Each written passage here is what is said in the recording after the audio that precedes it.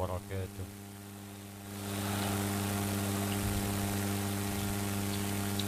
الحمد لله الذي فضل المحسنين بصفاتهم الإحسان، فقال إن المتقين في جنات وعيون آخذين ما آتاهم ربهم إنهم كمحسنين. نصلي ونسلم على أفضل الأنبياء والمرسلين نبينا سيدنا محمد وعلى آله وصحبه وأمته إلى يوم الدين. وهو الذي عرف الإحسان بأن تعبد الله كأنك تراه فإن لم تكن تراه فإنه يراك. اللهم اجعلنا من المحسنين واجعلنا من عبادك الصالحين وألحقنا مع الأنبياء والمرسلين بخاصة نبينا محمد وعلى آله وصحبه أجمعين. أما بعد فيا عباد الله، أوصي نفسي وإياكم بتقوى الله فقد فاز المتقون فلا تموتن إلا وأنتم مسلمون. فقال تعالى: يا أيها الذين آمنوا اتقوا الله حق تقاته ولا تموتن إلا وأنتم مسلمون.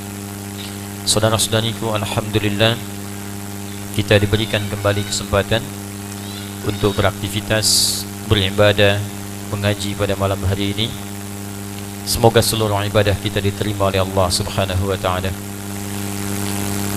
Kita awali dengan permohon pada Allah Subhanahu wa taala, semoga seluruh saudara-saudari kita dekat ataupun jauh yang belum beriman sampai malam ini diberikan oleh Allah kekuatan di dalam jiwanya untuk mampu bersyahadat sebelum dia wafat kembali pada Allah Subhanahu wa taala.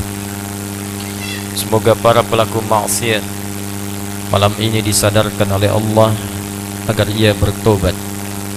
Ia memiliki ibu yang telah mengandungnya, ia memiliki keluarga, sehingga mudah-mudahan jikapun wafat kembali dalam keadaan tobat, dan insyaallah mudah-mudahan disertakan pula kita wafat dalam keadaan husnul khatimah. Semoga Allah memberikan kesembuhan kepada hamba-hamba Allah yang diuji dengan penyakit, dan semoga dengan penyakit itu mampu meningkatkan siapapun yang mendapat ujian untuk lebih dekat dengan Allah Subhanahu wa taala dan mengangkat ketakwaannya dengan lebih baik. Jika dengan diberikan sakit belum mampu mendekat kepada Allah, maka musibah apalagi, ujian apalagi yang harus diberikan. Jika dengan sakit keluarga sekelilingnya belum mampu mendekatkan diri dan membangun kerukunan dalam hidup, kadang-kadang sakit itu dititipkan untuk menguji siapa di antara orang terdekat atau jauh yang memberikan perhatian kepadanya, sehingga saat sembuh perhatian itulah yang kemudian terus terlakit dengan baik, lebih dekat, dan terus terjaga sampai dengan kembali kepada Allah Subhanahu wa taala. Semoga dengan itu Allah berikan hikmah yang besar untuk kita semua. Malam ini kita coba lanjutkan bahasan kita, masih di pembahasan fiqh terapan di surah Al-Fatihah, dan kita ada di bagian terakhir. Jika kita selesaikan ini, boleh jadi malam ini pun kita akan mengambil pengantar surah yang kedua, yaitu surah Al-Baqarah. Kita coba akan fokus pada kajian kita. Semoga Allah memberikan petunjuk untuk memudahkan dibahas, dipahami, dan diamalkan oleh kita setelah selesai membahas kajian ini, insyaAllah. Saya mohon izin kita langsung kepada pembahasan utamanya. Al-Hukmu Tsani, hukum yang kedua. Mengacu pada pembahasan hukum yang pertama, kita telah membahas tentang status bacaan Bismillahirrahmanirrahim terkait dengan surah Al-Fatihah, juga penyertaannya di dalam setiap surah di dalam Al-Quran. Dan telah kita bahas klasifikasi pendapat ulama terkait dengan kalimat Bismillahirrahmanirrahim, baik pendapatnya Al-Imam Abu Hanifah, pendapatnya Al-Imam Malik, juga pendapatnya Al-Imam Muhammad bin Idris Asy-Syafi'i. Kita belum menemukan pendapat Imam Ahmad bin Hanbal di pembahasan yang telah lalu. Setelah kita ketahui Al-Imam Asy-Syafi'i menjadikan kalimat Bismillahirrahmanirrahim termasuk dalam bagian surah Al-Fatihah, juga termasuk dalam bagian setiap awal surah, dengan dalil-dalil yang telah kita kemukakan. Di antaranya ketika Allah Subhanahu wa taala menurunkan beberapa informasi kepada Nabi sallallahu alaihi wasallam setelah peristiwa Ibnu Abbas bertanya, adakah pemisah di antara surah-surah Al-Qur'an itu? Maka diturunkan Bismillahirrahmanirrahim, dan pernah disandingkan dengan surah Al-Kautsar. Bismillahirrahmanirrahim, inna a'tainakal kautsar fasalli lirabbika wanhar inna syani'aka huwal abtar. Maka Al-Imam Asy-Syafi'i menyimpulkan ketika Nabi membacakan itu disandingkan pula dengan Al-Fatihah dari Alhamdulillahirabbil alamin, disandingkan dengan setiap surah, maka beliau memasukkan bacaan Bismillahirrahmanirrahim termasuk dalam bacaan Al-Fatihah dan dalam setiap surah. Kemudian kita telah bahas juga bahwa pendapat Al-Imam Malik ya rahimahullah, beliau tidak memasukkan Bismillahirrahmanirrahim dalam kategori bersanding dengan atau termasuk dengan Al-Fatihah, juga dengan setiap surah ya, dengan dasar yang telah kita bahas di pertemuan yang lalu, bahwa beliau bersandar pada hadis-hadis awal ketika kalimat Bismillahirrahmanirrahim belum diturunkan, sehingga seringkali terkutip yang mengikutkan pada pendapat beliau hadis-hadis tentang sahabat salat di belakang Nabi sallallahu alaihi wasallam, di belakang Abu Bakar As-Siddiq, Umar bin Al-Khattab, Uthman bin Affan, Ali bin Abi Thalib, dan mereka memulai dengan Alhamdulillahirabbil alamin. Tapi penting saya sampaikan pula, tolong dicatat dengan baik bahwa hadis-hadis yang digunakan ini periode masa-masa awal sebelum Bismillahirrahmanirrahim diturunkan. Dan dalam prakteknya pun setelah itu Nabi terekam dalam 70 hadis kurang lebih ya, kadang membaca jahar Bismillahirrahmanirrahim, kadang dibaca sir Bismillahirrahmanirrahim, kadang tidak dibaca sama sekali, kadang dibaca rakaat pertama, kadang dibaca selanjutnya tidak. Ini yang menjadikan para ulama pun memilih mana yang paling mudah untuk mereka terapkan. Jadi ketika misalnya Imam Malik tidak membaca bismillah, bukan berarti ini pendapat Imam Malik, tapi mengambil referensi dari Nabi yang saat membaca tidak menggunakannya. Dalilnya ada. Jelas ya? Juga ketika kita menemukan Al-Imam Asy-Syafi'i membaca Bismillahirrahmanirrahim, itu bukan pendapat pribadi, tapi mengambil dalil yang memang pernah tersambung pada Nabi. Nabi membacakan Al-Fatihah diawali dengan Bismillahirrahmanirrahim. Demikian juga pendapat Al-Imam Abu Hanifah ya, yang menyertakan bacaan Bismillahirrahmanirrahim dalam bacaan sir ya, ataupun juga jahar dengan sir dan tidak dikencangkan. Sekarang kita akan masuk pada bagian kedua. Setelah mengetahui status Bismillahirrahmanirrahim, bahwa dia diturunkan kalimat ini sebagai pemisah di antara surah-surah dalam Al-Quran. Surah Al-Quran ada berapa? 114 kan? Baik, Al-Fatihah termasuk? Masuk. Al-Baqarah? Masuk. Ali Imran? Masuk. Sampai An-Nas. Jadi Al-Fatihah sampai An-Nas 114 surah, itulah yang disebut dengan Al-Quran. Diturunkan pada Nabi Muhammad SAW dan bernilai ibadah dalam membacanya. Itu nanti perbedaan dengan kalimat-kalimat lain termasuk hadis qudsi. Baik, karena itu setiap kemudian diturunkan surah-surah setelah periode pertanyaan itu, maka disertakan Bismillahirrahmanirrahim. Sampai sekarang di mushaf pun dituliskan kalimat Bismillahirrahmanirrahim sebelum setiap surah, kecuali surah 9 At-Taubah, atau disebut juga dengan Al-Bara'ah ya. Saya pernah jelaskan ini, kenapa surah 9 tidak dibuka dengan Bismillahirrahmanirrahim, karena surah ini diturunkan izin untuk membela diri ketika diserang. Diizin membela. Karena diizinkan, maka mulailah terjadi kemudian ketahanan, ya, pertahanan militer. Maka membela, kalau ada yang nyerang, kemudian membela, maka terjadilah kemudian apa yang diistilahkan dengan peperangan, ya, apa yang diistilahkan dengan proses militer dan sebagainya. Jadi aspek turunnya ayat ini untuk pembelaan. Karena itu saya sering simpulkan dalam Islam, tidak ada serangan-serangan tanpa alasan. Jadi jihad itu bukan melukai, bukan menyerang tanpa alasan. Kalau Anda ngaji dimanapun, menemukan pengajian menyuruh Anda untuk membombardir tempat tertentu, merusak tempat tertentu dengan kerangka jihad, tidak dibenarkan dalam konteks agama, maka tinggalkan kumpulan-kumpulan itu. Boleh jadi itu akan menjerumuskan kita pada nistapa yang lebih dalam. Paham ya? Makanya kalimatnya dibuka dengan bara'atum minallah. Ya, turun izin. Ya, Allah bersih. Ya, Allah memberikan izin sekarang bagi Anda untuk membela diri, termasuk Rasulnya sallallahu alaihi wasallam. Nah, walaupun diizinkan untuk berperang, perang itu kan tidak mengandung kasih sayang. Sering saya ilustrasikan, nggak ada orang perang menerapkan teori kasih sayang. Kalau diterapkan teori kasih sayang, nggak ada yang mau nembak. Ya, karena emang sayang. Rasa kasihnya terlampau dominan sehingga tidak mengeluarkan kemudian aspek-aspek kekerasan dalam perang. Di mana-mana perang itu keras, tidak ada yang lembut. Gak ada orang perang pakai pedang lembut, gitu kan? Atau nembak minta izin dulu, izin tembak ya, misalnya nggak ada. Nembak ya nembak, bom ya bom. Karena memang sifatnya keras, maka tidak diawali dengan kalimat Bismillahirrahmanirrahim, yang Rahman dan Rahim mengandung unsur sayang di dalamnya. Ini pun menandakan bahwa Allah subhanahu wa ta'ala dengan rahmatnya tidak menyukai pertumpahan darah.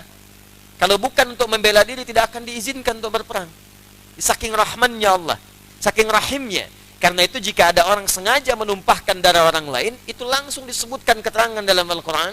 Di surah keempat An-Nisa itu, ya, di ayat 92 sampai 93, seperti orang yang sudah pesan kapling neraka jahanam.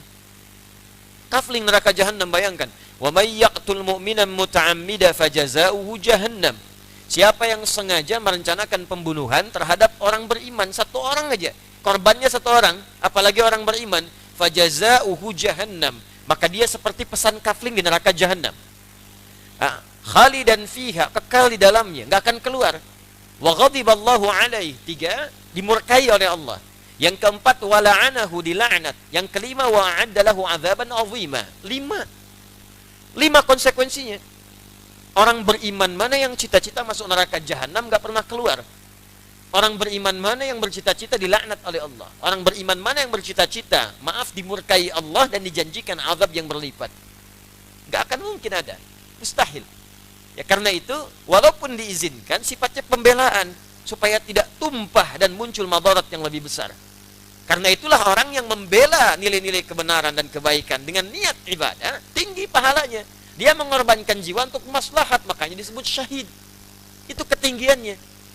Ya, tapi kalau tembak orang, bunuh orang walaupun dia meninggal juga, itu konyol namanya. Ya, hati-hati teman-teman sekalian. Jadi fikihnya mesti sampai ke dalam tahap-tahap itu, supaya kita mengerti mana yang dibenarkan agama, mana yang dilarang. Ya, karena itu saya tidak ingin dengar lagi ada bom panci, bom kulkas, bom oven, bom setrika, macam-macam. Nah, itu tinggalkanlah. Semoga Allah menghentikan semua itu dan memberi hidayah kepada kita semua dalam kebaikan. Termasuk kalau itu pun, awas, direncanakan atau dibuat oleh sementara kalangan tertentu untuk menciptakan hal semacam itu, dosanya lebih besar lagi itu. Lebih besar lagi. Ya, karena itu rumus gampangnya, kalau ada ajakan-ajakan pada demikian, cepat tinggalkan. Tapi menariknya, jumlah surah berapa dalam Al-Quran? 114. Setiap surah ada Bismillahirrahmanirrahim. Sekarang At-Taubah, Al-Bara'ah tidak ada Bismillahirrahmanirrahim ya. Berarti jumlah Bismillahirrahmanirrahim ada berapa? 113. Ternyata jumlahnya dalam Al-Quran tetap 114. Satu lagi ditemukan di surah An-Naml yang ayat ke-30 itu. Wa innahu min Sulaimana wa innahu bismillahirrahmanirrahim. Innahu min Sulaimana wa innahu bismillahirrahmanirrahim. Kalimatnya sempurna. Sempurna, bismillahirrahmanirrahim. Jadi kalau Anda hitung pun tetap jumlahnya 114. Sesuai dengan jumlah semua surahnya. Itulah di antara mukjizat Al-Quran. Kalau bukan firman Allah, mustahil menemukan kesesuaian-kesesuaian demikian. Nanti kalau sudah bahas pada kalimat-kalimat tertentu, saya akan tunjukkan beberapa fakta ilmiah. Nanti misalnya, berapa disebutkan daratan dalam Al-Quran, berapa kali disebutkan lautan. Lalu Anda presentasikan persis sama secara geografis. Sekian persen daratan di bumi, sekian persen lautan. Mustahil bisa ada yang begitu kecuali Allah subhanahu wa ta'ala. Mustahil. Nanti banyak isyarat. Misal, nafsu disebutkan 115 kali. Lawannya takwa 115 kali. Yang mendorong takwa, malaikat disebutkan 88 kali. Yang mendorong nafsu, setan disebutkan 88 kali. Sempurna semuanya. Nanti saya tunjukkan beberapa bagian-bagian yang lain. Berapa kali malam disebutkan dalam Al-Quran, berapa kali siang disebutkan dalam Al-Quran. Dan itu nanti kita akan temukan ketika kita masuk pada detil-detil kajiannya. Baik, hukum yang kedua, setelah mengerti tentang status Bismillahirrahmanirrahim, bahwa statusnya di sini terbuka. Ya, terbuka. Artinya ada pilihan. Anda bisa memilih membacakan, memilih tidak, dan mengetahui statusnya sebagai pemisah di antara surah. Tinggal nanti bacaan Nabi menyertai surah itu bagaimana? Apakah bacaannya dibacakan keseluruhan Bismillahirrahmanirrahim dengan surahnya?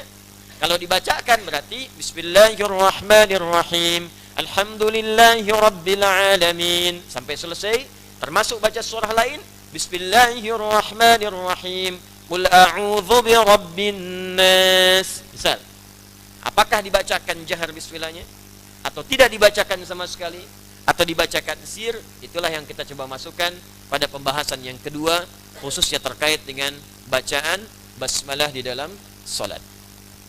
Ma huwa hukmu qiraatil basmalati fi shalah? Apa hukum membaca basmalah di dalam salat? Ya, apa hukumnya? Ikhtalafa al-fuqaha fi qiraatil basmalah fi shalati ala aqwalin 'adida. Para ahli fiqh, fuqaha jamaknya. Saya terangkan dulu ya. Jadi kita mesti bedakan, ada ulama, ada fuqaha, ada da'i, ada muballigh, ada alim. Itu beda. Nanti terapannya pun mesti digunakan sesuai tempatnya, jangan keliru ya teman-teman sekalian. Misal begini, kita ingin sampaikan kalimat yang pertama, ada dari yang paling dasar dulu ya. Satu muballigh, nah, ini ya, muballigh. Kedua da'i, biasanya disebut da'i ya. Kemudian yang ketiga ada al-alim.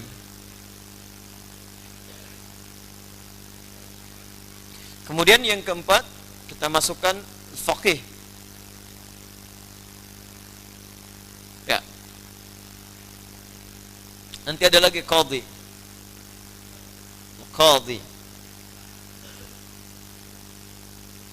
Kita ambil 5 ini saja istilahnya. Saya perjelas dulu supaya jadi dasar pengetahuan. Jadi nanti kalau kita ingin berinteraksi tentang kebutuhan syariat agama kita, kita bisa memilih kemana kita mesti berinteraksi. Di antara sekian banyak istilah ini dengan kualifikasi yang telah ditetapkan oleh para ulama. Baik. Kalau disebutkan muballigh, ini nomor 1. Dari kata ballagha yuballighu. Ya. Ballagha dibacanya, bukan bahasa Sunda balaga, ya.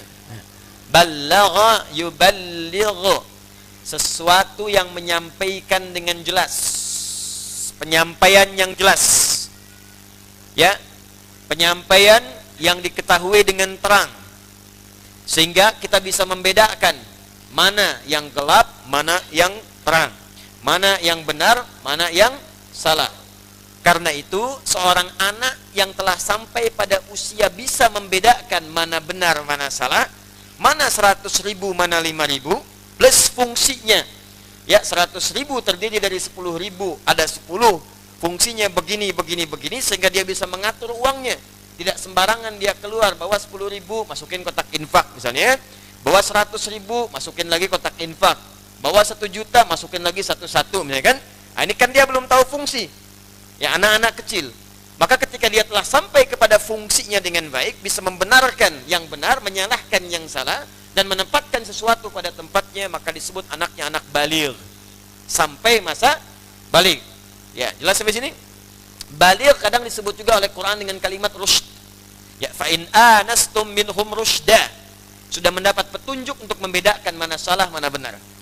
Nah, asal katanya ini dari kata balagha yablughu, kemudian ditambahkan tasydid di tengahnya, ballagha yuballighu, untuk menunjukkan sesuatu yang bertahap.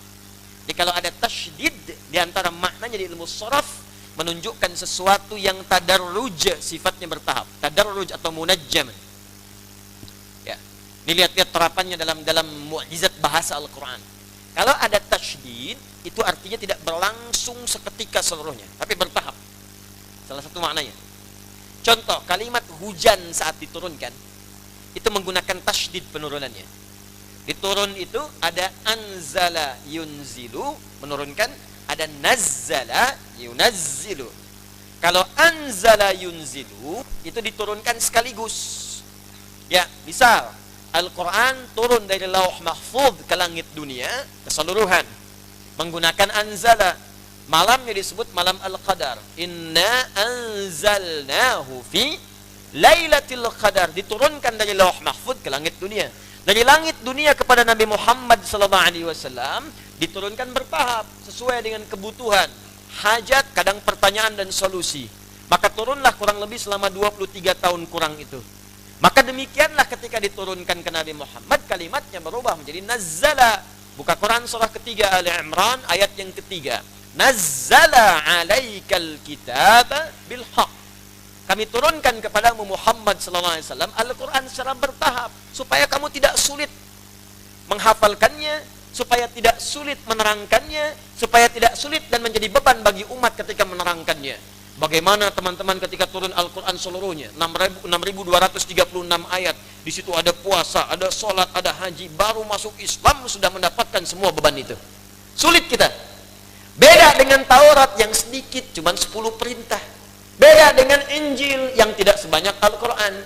Karena itu Injil kepada Nabi Isa diturunkan langsung, tidak bertahap. Seperti Taurat diturunkan kepada Nabi Musa alaihissalam sebelumnya, langsung tidak bertahap. Karena itu Al-Quran menggunakan nazzala, Taurat dan Injil menggunakan anzala. Teruskan ayatnya. Ali Imran ayat ketiga. Nazzala alaikal kitaba bil haq. Al-Quran. Awas. Musaddiqan lima baina yadayhi wa anzala Taurat wal Injil. Wa anzala Taurat wal Injil. Demikian ketika Allah menurunkan hujan. Kalimatnya menggunakan tasydid. Buka Quran surah ke-31 ayat 34. Innallaha 'indahu 'ilmus sa'ah wa yunazzilul ghaits. Hanya milik Allah 5 persoalan. 1. Kapan kepastian terjadi kiamat sampai waktu tepatnya. Sa'ah sering saya ungkapkan bahkan di sini, bahasa Arab sekarang disebut dengan jam. Jam itu ada menitnya, detiknya. Kata Allah, yang punya pengetahuan tentang kiamat sampai menit detiknya cuma saya. Makhluk yang lain tidak. Bahkan selevel malaikat Jibril pun yang paling dekat dengan Allah Subhanahu wa taala sampai bertanya pada Nabi Muhammad. Bertanya, kalimatnya minta kepastian karena hari kiamat itu kan ungkapannya banyak di Quran. Ya, Yaumul Qiyamah, Quran surah 75. La uqsimu biyaumil qiyamah, yaumuddin, ayat yang keempat Al-Fatihah, Malik yaumin, yaumul akhir, ada semuanya. Tapi kalau menunjuk kepada waktu itu menggunakan sa'ah. Maka Jibril alaihi salam bertanya pada Nabi Muhammad sallallahu alaihi wasallam setelah bertanya tentang Islam, iman dan ihsan. Di hadis Muslim nomor hadis yang ke-8 dari Abu Hafs Umar bin Khattab radhiyallahu taala anhu. Dikutip oleh Al-Imam An-Nawawi dalam kitabnya Al-Arba'in nomor hadis yang kedua. Mata sa'ah, kapan pastinya terjadi kiamat? Apa jawab Nabi? Mal mas'ulu anha bi'a'lama minas sa'il. Yang ditanya tidak lebih tahu daripada yang bertanya, kan Anda yang lebih dekat dengan Allah Subhanahu wa taala. Di malaikat pun ingin memastikan, saya saja yang paling dekat dengan Allah termasuk Nabi Muhammad yang sangat disayang Allah tidak punya pengetahuan. Maka tidak ada yang memastikan kapan terjadi kiamat. Jadi kalau ada isu-isu tentang hari kiamat kapan terjadinya, antum tidurnya aja. Terus saja baca Quran, ya terus tahajud. Yang ditanya persiapan apa yang kita bawa sebelum itu terjadi. Itu yang paling penting. Ya, saya pernah mendapatkan isu itu tahun 99 dan sepi di Garut itu. Ya, sampai pasar sepi. Karena konon akan terjadi kiamat tanggal 9 bulan 9 tahun 1999. Alhamdulillah ketika melewati hari itu tidak kejadian. Maka muncul isu baru, diundur tahun 2012. Alhamdulillah tidak diundur lagi ke tanggal 20 bulan 2 tahun 2020 gitu ya, tadi. Baik. Nah, wa yunazzilul ghaits. Dan juga awas, hanya milik Allah kuasa untuk menentukan kepastian bagaimana cuaca diatur. Ghaits kadang ditunjukkan pada hujan. Ghaits itu segala yang bermanfaat. Jadi semua yang berasal dari Allah itu sebetulnya bermanfaat. Jikapun terjadi sesuatu yang kurang menyenangkan, maka ulah manusia yang menjadikan itu menjadi musibah dalam kehidupan. Nah, yang menarik, Ghaith itu diungkapkan dengan tasydid. Yunazzil, bukan yunzil. Nazzala yunazzilu, anzala yunzilu. Hujan, kata Allah, saya atur sebaik mungkin sesuai dengan tempatnya. Kadang di sini turun, di sana enggak. Di sini gerimis, di sini deras. Masya Allah, kadang-kadang di satu tempat, Pak, ini hujan, sebelah sini enggak. Pernah kejadian saudara di Indonesia, cuman di rumah si fulan aja hujan, yang lain enggak. Bayang enggak? Di atas rumah dia hujan, tempat lain enggak. Saya pernah mengalami di Tripoli, dari rumah makan jalan mau ke asrama, tiba-tiba hujan. Begitu kemudian berhenti, hujan, yang paling menarik, berhenti saya satu tempat, Allahu Akbar, sebelah sini hujan, sini enggak. Jadi kita lihat-lihatan aja begini. Tapi itu yang paling nikmat. Bayangkan kalau menggunakan yunzil, wa yunzilul ghais, maka sebumi hujan semua, tenggelam. Itulah pentingnya kita mengkaji bahasa Al-Quran untuk menemukan keindahan dalam pilihan diksinya. Ballagha yuballighu. Kenapa muballigh disebut dengan kata ballagha yuballighu? Ingin memberikan kesan bahwa jadi muballigh yang baik itu sampaikan secara bertahap dengan terukur. Kalau mau nyampaikan ceramah, maka terstruktur dengan baik. Sampaikan pelan-pelan supaya dipahami dengan baik dan jelas. Bikin kurikulum supaya terurut dengan baik dan benar. Sampaikan dan belajar retorika dengan bagus supaya kalimat-kalimat yang dipilih pun menyenangkan untuk didengar. Tapi tahukah Anda, muballigh itu dari kata ballagha yuballighu, tabligh artinya yang punya kemampuan untuk menyampaikan saja. Cuma dasar ilmu tidak banyak. Jadi ini retorikanya bagus, punya kemampuan retorika,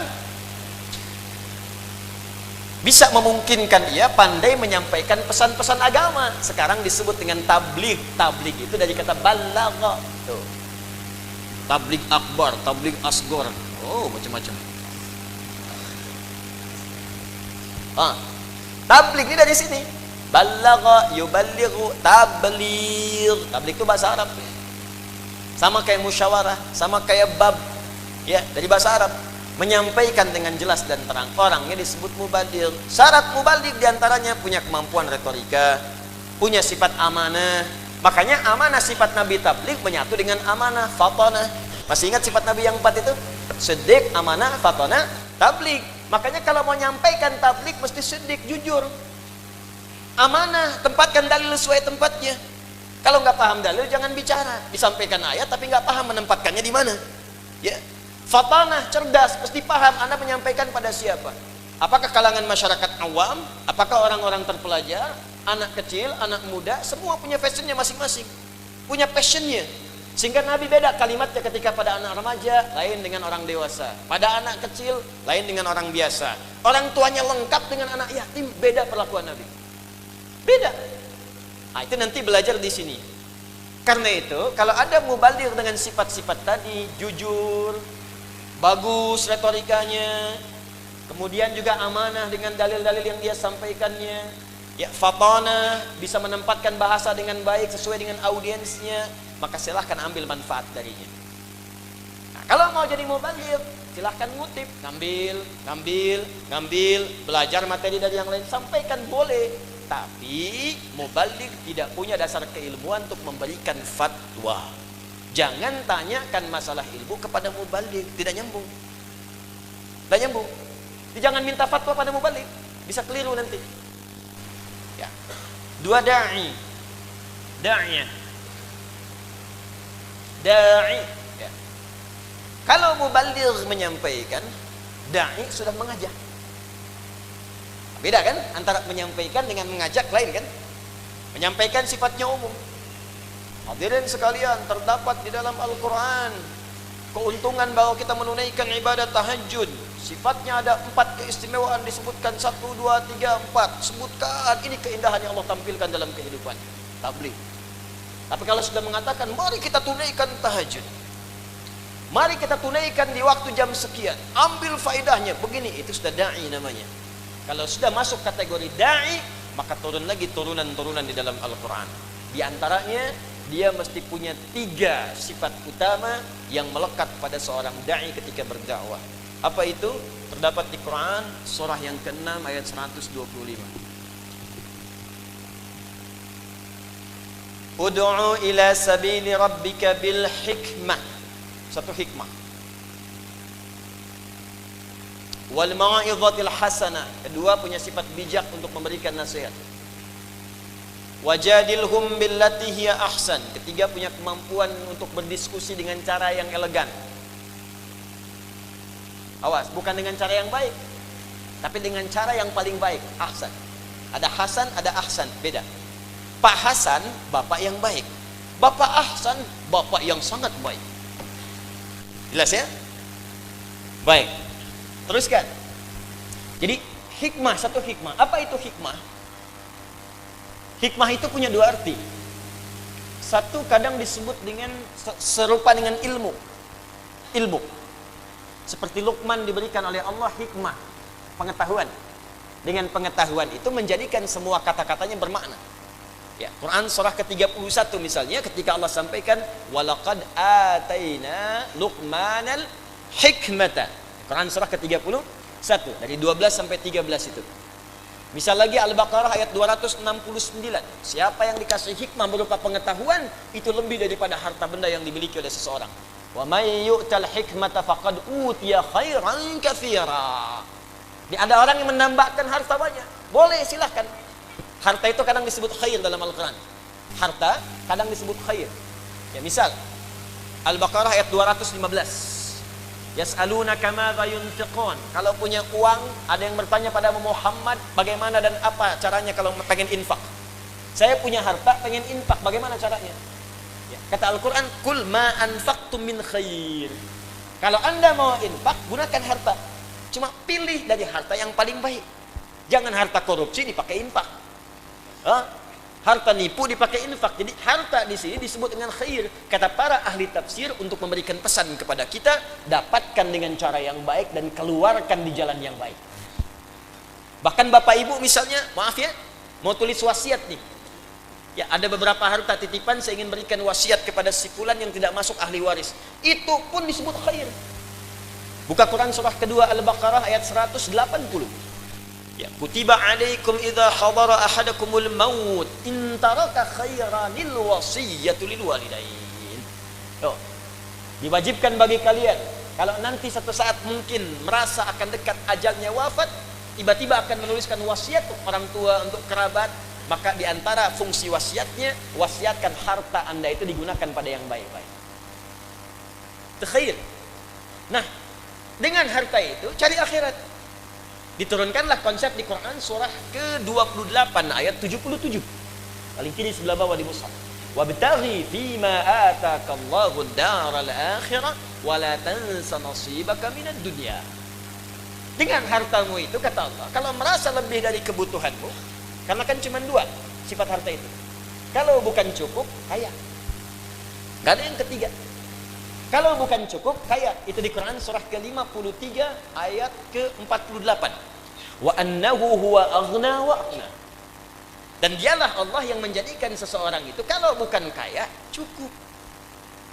Di sebetulnya miskin gak masuk kategori. Ya, kalau nggak kaya, cukup. Miskin itu yang tidak pernah merasa cukup, Cepi. Jadi kalau nggak pernah merasa cukup, sebetulnya dia miskin. Bahkan saking sayangnya Allah supaya keluar dari kemiskinan, dibantu dengan zakat. Quran surah ke-9 ayat 60. Keluarkan dari miskinnya. Innama shadaqatu lil fuqara wal masakin. Masih merasa miskin, dorong lagi dengan infak. Quran surah 2 tadi ayat 215. Infak untuk orang miskin supaya keluar dari kemiskinan. Makanya di Singapura dan beberapa tempat itu, zakat dan infak itu diberikan kail, tidak harus dalam bentuk ikan. Dilihat bakatnya kemana, ya passionnya apa, diberikan pendampingan, kasih modal selama setahun supaya hari ini dia menerima zakat, lusa atau besok depan dia berzakat. Itu konsep dasarnya. Jadi berhasil dia naik. Di sesungguhnya kalau ada kemudian Anda bisa dapatkan cukup, tinggal Anda bekerja mau apa, mau cukup atau mau kaya. Ya, kalau Anda kiranya mau kaya, nanti dibagi 3 lagi. Kaya biasa, kaya banget, kebangetan kayanya. Ada. Ada biasa ini, kayak Abu Bakar kaya kan, kaya banget Utsman, kebangetan kayanya Abdurrahman bin Auf. Kebangetan kayanya, tuh sampai bunyi pip gitu. Bentar. Kebangetan kayanya, kapaknya terbuat dari emas. Kan kebangetan tuh. Ya, sepertiga orang Madinah dibebasin utangnya, sepertiga lagi diutangi untuk modal, sepertiga lagi disantuni. Datang 600 kapilah unta, isinya emas semua, emas mutiara perak. Kata Sayyidah Aisyah, saya dengar ya, Abdurrahman bin Auf masuk surganya merangkak, saking banyaknya. Ya, saking banyaknya, bukan merangkak begini, scanningnya tuh ada proses. Bagus, kaya masuk surga daripada miskin gak jelas kan? Begitu mendengar kalimat tadi, kata beliau, saya sedekahkan semua 600 untuk orang Madinah semua. Tuh, kebangetan kayaknya. Nah, sekarang apa hubungannya dengan dai? Ternyata di balik harta yang banyak itu, kalau Anda mau mencari akhirat, kalau sudah cukup, sisanya pakai untuk kebutuhan akhirat Anda. Anda petakan, Anda gaji berapa sih sebulan? Saya gaji 50 juta. Kebutuhan keluarga berapa? 20 juta, 30 jutanya Allah ngasih bekal untuk akhirat Anda. Anda mesti bersaing dengan orang yang Anda anggap miskin itu. Ternyata dia bukan miskin, cukup. Saking cukupnya dia bisa puasa Senin Kamis. Saking cukupnya bisa puasa Ayyamul Bid. Saking cukupnya puasa Daud sehari puasa sehari enggak. Saking cukupnya dia cukup dengan tenaga saja bisa tahajud. Anda pengen ke surga Firdaus, langsung dengan Nabi sesurga. Tahajud nggak bisa bangun, puasa Senin nunggu-nunggu Ramadan. Hah? Terus cita-citanya begitu tinggi gitu, maka Allah turunkan harta, memang passion Anda di situ. Tapi ada harta yang sangat hebat dibandingkan dengan harta yang dibawa-bawa kemanapun dan mungkin berat. Kata Ali bin Abi Thalib, harta yang ini lebih tinggi daripada harta yang kedua. Karena harta yang pertama kemana-mana dibawa cukup berat, kadang mesti disimpan di tempat yang aman, kadang kita gelisah. Tapi harta yang kedua ini sama-sama disebut dengan hikmah, sama-sama disebut dengan khair, tapi nilainya tersimpan di tempat yang meringankan kemanapun dia pergi. Apakah nama harta itu? Dan sampai kepada kalimat faqih kita bahas, kita akan teruskan setelah menunaikan salat Isya berjamaah. Bismillah. Assalamualaikum warahmatullahi wabarakatuh. Alhamdulillah, wassalatu wassalamu ala rasulillah wa ala alihi wa sahbihi wa badwalah wa ba'du. Jemaah sekalian, kita telah menunaikan salat Isya berjamaah. Semoga salat kita diterima oleh Allah Subhanahu wa taala. Alhamdulillah, Allah mengabulkan sebagian dari doa yang kita mohonkan sebelum kita ta'lim tadi.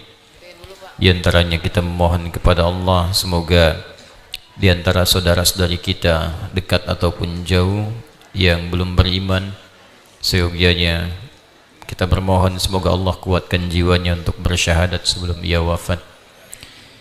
Saya masuk tadi menerima informasi bahwa ada di antara saudari kita yang ingin berucap syahadat di malam hari ini. Baru sampai kepada kami datanya.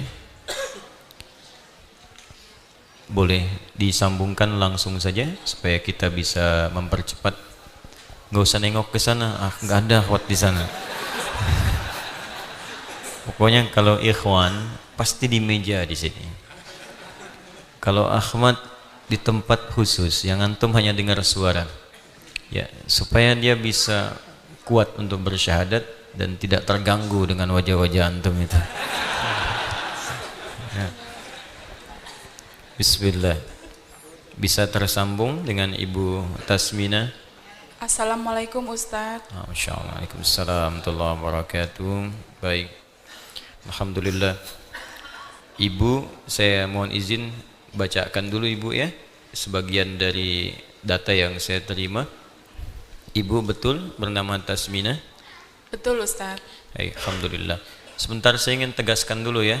Ini ibunya ada di satu ruangan khusus di sini. Ya, jadi ini bukan kayak acara TV orang di mana gitu. Memang sudah ada di sini ya. Alhamdulillah. Nanti kalau sudah selesai semoga beliau diberikan sifat istiqamah. Ibu perempuan, agama asal dari Katolik Ibu ya? Betul Ustaz. Baik, Ibu dari lahir di Lubuk Linggau 1 Juni 1979. Alamat sekarang dari Depok Ibu betul? Ya betul Ustaz. Baik, Ibu sudah yakin untuk bersyahadat? Insya Allah yakin Ustaz. Baik, saya tidak akan tanya kembali Saya punya keyakinan kuat ibu insya Allah sudah mantap, sudah belajar juga. Hanya saya ingatkan saja dengan cepat bahwa kalau sudah bersyahadat, ibu komitmen untuk menunaikan semua ketentuan dalam Islam ya. Insya Allah. Baik, ibadahnya, akhlaknya, perilaku yang baik, juga yang paling penting membangun hubungan baik dengan orang-orang di sekitaran kita, khususnya keluarga. Ibu siap saya pandu pelan-pelan? Iya Ustaz. Baik, ibu pelan-pelan saja apa yang saya ucapkan ibu ikuti dan mohon diucapkan dengan hati sehingga muncul keikhlasan dan ridha Allah yang diberikan kepada ibu khususnya dan kita semua umumnya insyaallah. Ibu ikuti saya. Bismillahirrahmanirrahim. Bismillahirrahmanirrahim. Ashhadu Ashadu alla alla ilaha ilaha ilaha illallah illallah wa ashhadu wa ashadu wa ashhadu wa ashadu anna anna Muhammadan Muhammadan Rasulullah. Rasulullah. Saya bersaksi bahwa tidak ada Tuhan yang layak disembah dan dipertuhankan kecuali hanya Allah, dan saya bersaksi dengan sesungguhnya bahwa Nabi Muhammad adalah utusan Allah yang terakhir. Alhamdulillahirabbil alamin. Alhamdulillahirabbil alamin. Hamdan syakirin, hamdan na'imin, hamdan yuwafi ni'amahu yukafi mazidan. Ya Rabbana lakal hamdu wa lakal syukru kama yanbaghi li jalali wajhikal karim wa li 'azimi sultanik. Allahumma nusalli wa nusallimu ala rasulikal mustafa nabiyyina Muhammad sallallahu alaihi wasallam. Allahumma rabbana taqabbal min ukhtina tasmina syahadataha ya rabbal alamin. Waffiq laha fi hayatiha, yassir laha umura hayatiha. Allahumma alhiqha bis salihin ma'al ladzina an'amta 'alaihim minan nabiyyin was siddiqin wasyuhada'i was salihin wa hasuna ulaika rafiqa. Allahumma hdi ya Allah إخواننا الذين لم يهتدوا إلى الإسلام حتى هذه الليلة ليهتدوا إلى الإسلام قبل وفاتهم. اللهم توفنا مسلمين بقولك يا الله يا أيتها النفس المطمئنة ارجعي إلى ربك راضية مرضية فادخلي في عبادي وادخلي جنتي. صلى الله على رسولك المصطفى نبينا محمد صلى الله عليه وسلم وآخر دعوانا أن الحمد لله رب العالمين. Ibu sekarang sudah masuk Islam? Alhamdulillah Ustaz. Ibu sudah muslimah ya Bu ya. Baik. Selamat Ibu, insyaallah di sini ada saudari-saudari Ibu banyak yang baru. Ibu bisa belajar lebih baik lagi dan kita tidak tahu Bu ya kapan kita kembali kepada Allah Subhanahu wa taala. Jadi Ibu istiqamah, pertahankan keislamannya. Amin. Dan mudah-mudahan Ibu bisa turunkan juga kepada anak-anak dan diberikan hidayah. Amin. Untuk bisa memeluk Islam insyaallah. Baik, terima kasih Ibu. Saya mohon izin melanjutkan dulu ta'lim. Baik, dan Ibu bisa insyaallah menghubungi akhwat di panitia, para Ibu DKM yang bisa mendampingi Ibu selama ta'lim ini. Ya, terima kasih Ustaz. Baik Ibu, terima kasih. Baik, kita lanjutkan teman-teman sekalian. Bismillahirrahmanirrahim. Kita telah sampai pada klasifikasi dan kualifikasi beberapa penamaan dalam Islam terkait dengan tugas-tugas pokok dalam penyampaian misi syariat. Pertama, kita telah bahas tentang mubaligh yang punya tugas untuk menyampaikan pesan-pesan dalam syariat dalam bentuk ceramah itu dengan karakteristik yang telah kita bahas bersama, punya kemampuan retorika yang bagus. Retorika itu sekarang mesti standar. Sebab orang-orang yang tidak mengerti agama kecenderungannya sekarang punya retorika yang bagus. Jadi jangan sampai orang yang paham agama kalah dalam memberikan pandangan karena nggak punya retorika. Itu sudah disebutkan isyaratnya di Quran surah kedua Al-Baqarah ayat 204 bahwa nanti akan muncul di masa datang, ayat ini turun di masa Nabi, orang-orang yang punya kemampuan retorika tingkat tinggi tapi dia menyesatkan dalam agama. Itu musuh, kata Allah, yang paling bahaya.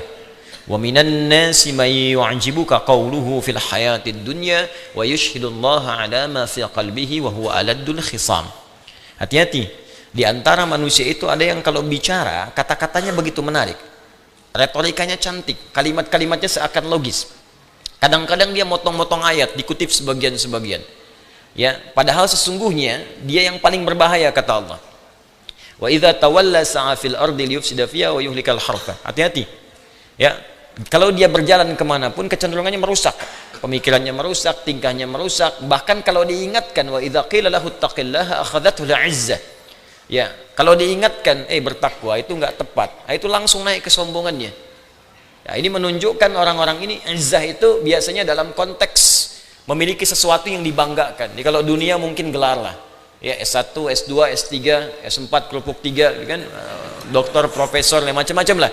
Ya, ingat, sekarang ini penting saya sampaikan karena ayat ini hadir di lingkungan kita. Dan celakanya sekarang begini, teman-teman sekalian. Kalau Anda tanya masalah ekonomi, Anda tanya ke ekonom. Tanya masalah hukum, tanya ahli hukum. Tanya masalah bangunan, tanya ke insinyur, tanya ke arsitek. Semua punya pakar di bidangnya. Bahkan beli tempe ke tukang tempe. Ya, rusak handphone ke counter handphone. Semua punya pakar di bidangnya. Tapi sekarang terjadi sesuatu yang agak aneh. Kalau tentang agama, semua jadi pakar sekarang. Nah, inilah penting kita mengetahui klasifikasi ini. Jadi pertama mubaligh, saya sudah terangkan tuntas. Kedua da'i. Da'i itu tadi telah saya sampaikan punya kualifikasi 3 hal. Satu, hikmah. Yang kedua, punya kemampuan pemberian nasihat yang menenangkan. Yang ketiga, punya kemampuan untuk diskusi dengan elegan. Terkait hikmah, tadi saya berikan batas dalam pengertian Al-Quran. Hikmah itu punya 2 arti. Kadang ada yang terkait dengan kemampuan harta benda. Ya, bijak dalam menggunakan harta, dapatkan dengan cara yang halal, dibelanjakan, diberikan, disalurkan dengan cara yang benar. Yang kedua, ada anugerah tinggi, lebih besar daripada harta. Kata sahabat Ali bin Abi Thalib, sampai-sampai saking pentingnya anugerah yang kedua ini, itu lebih ringan dibawa dibandingkan harta. Kemana-mana bisa digandeng ringan, tidak banyak difikirkan, tapi memberikan sumbangan pemikiran. Sehingga Ali bin Abi Thalib meninggalkan peluang yang pertama, harta materi, mencari harta yang kedua ini.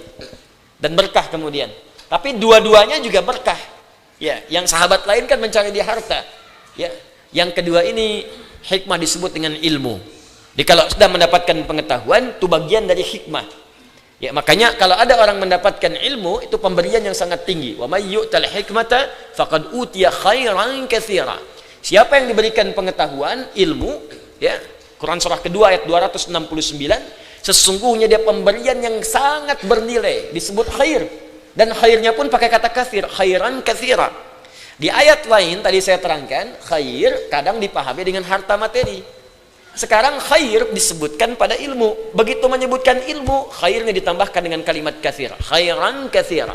Jadi orang yang punya harta pengetahuan hakikatnya lebih tinggi dibandingkan dengan harta benda. Jelas ya? Walaupun harta pun punya keistimewaan di sisi Allah jika digunakan dengan sebenar-benarnya. Paham sampai sini? Nah, kalau dibawa ke konteks da'i, artinya apa? Paling dasar yang membedakan mubaligh dengan da'i, da'i itu punya dasar ilmu. Karena ngajak. Kalau ngajak itu potensinya kan mesti punya alasan, punya dalil, punya argumentasi. Makanya nanti da'i ini turunannya bisa 3 ke bawah ini. Ya, standar da'i itu punya pengetahuan.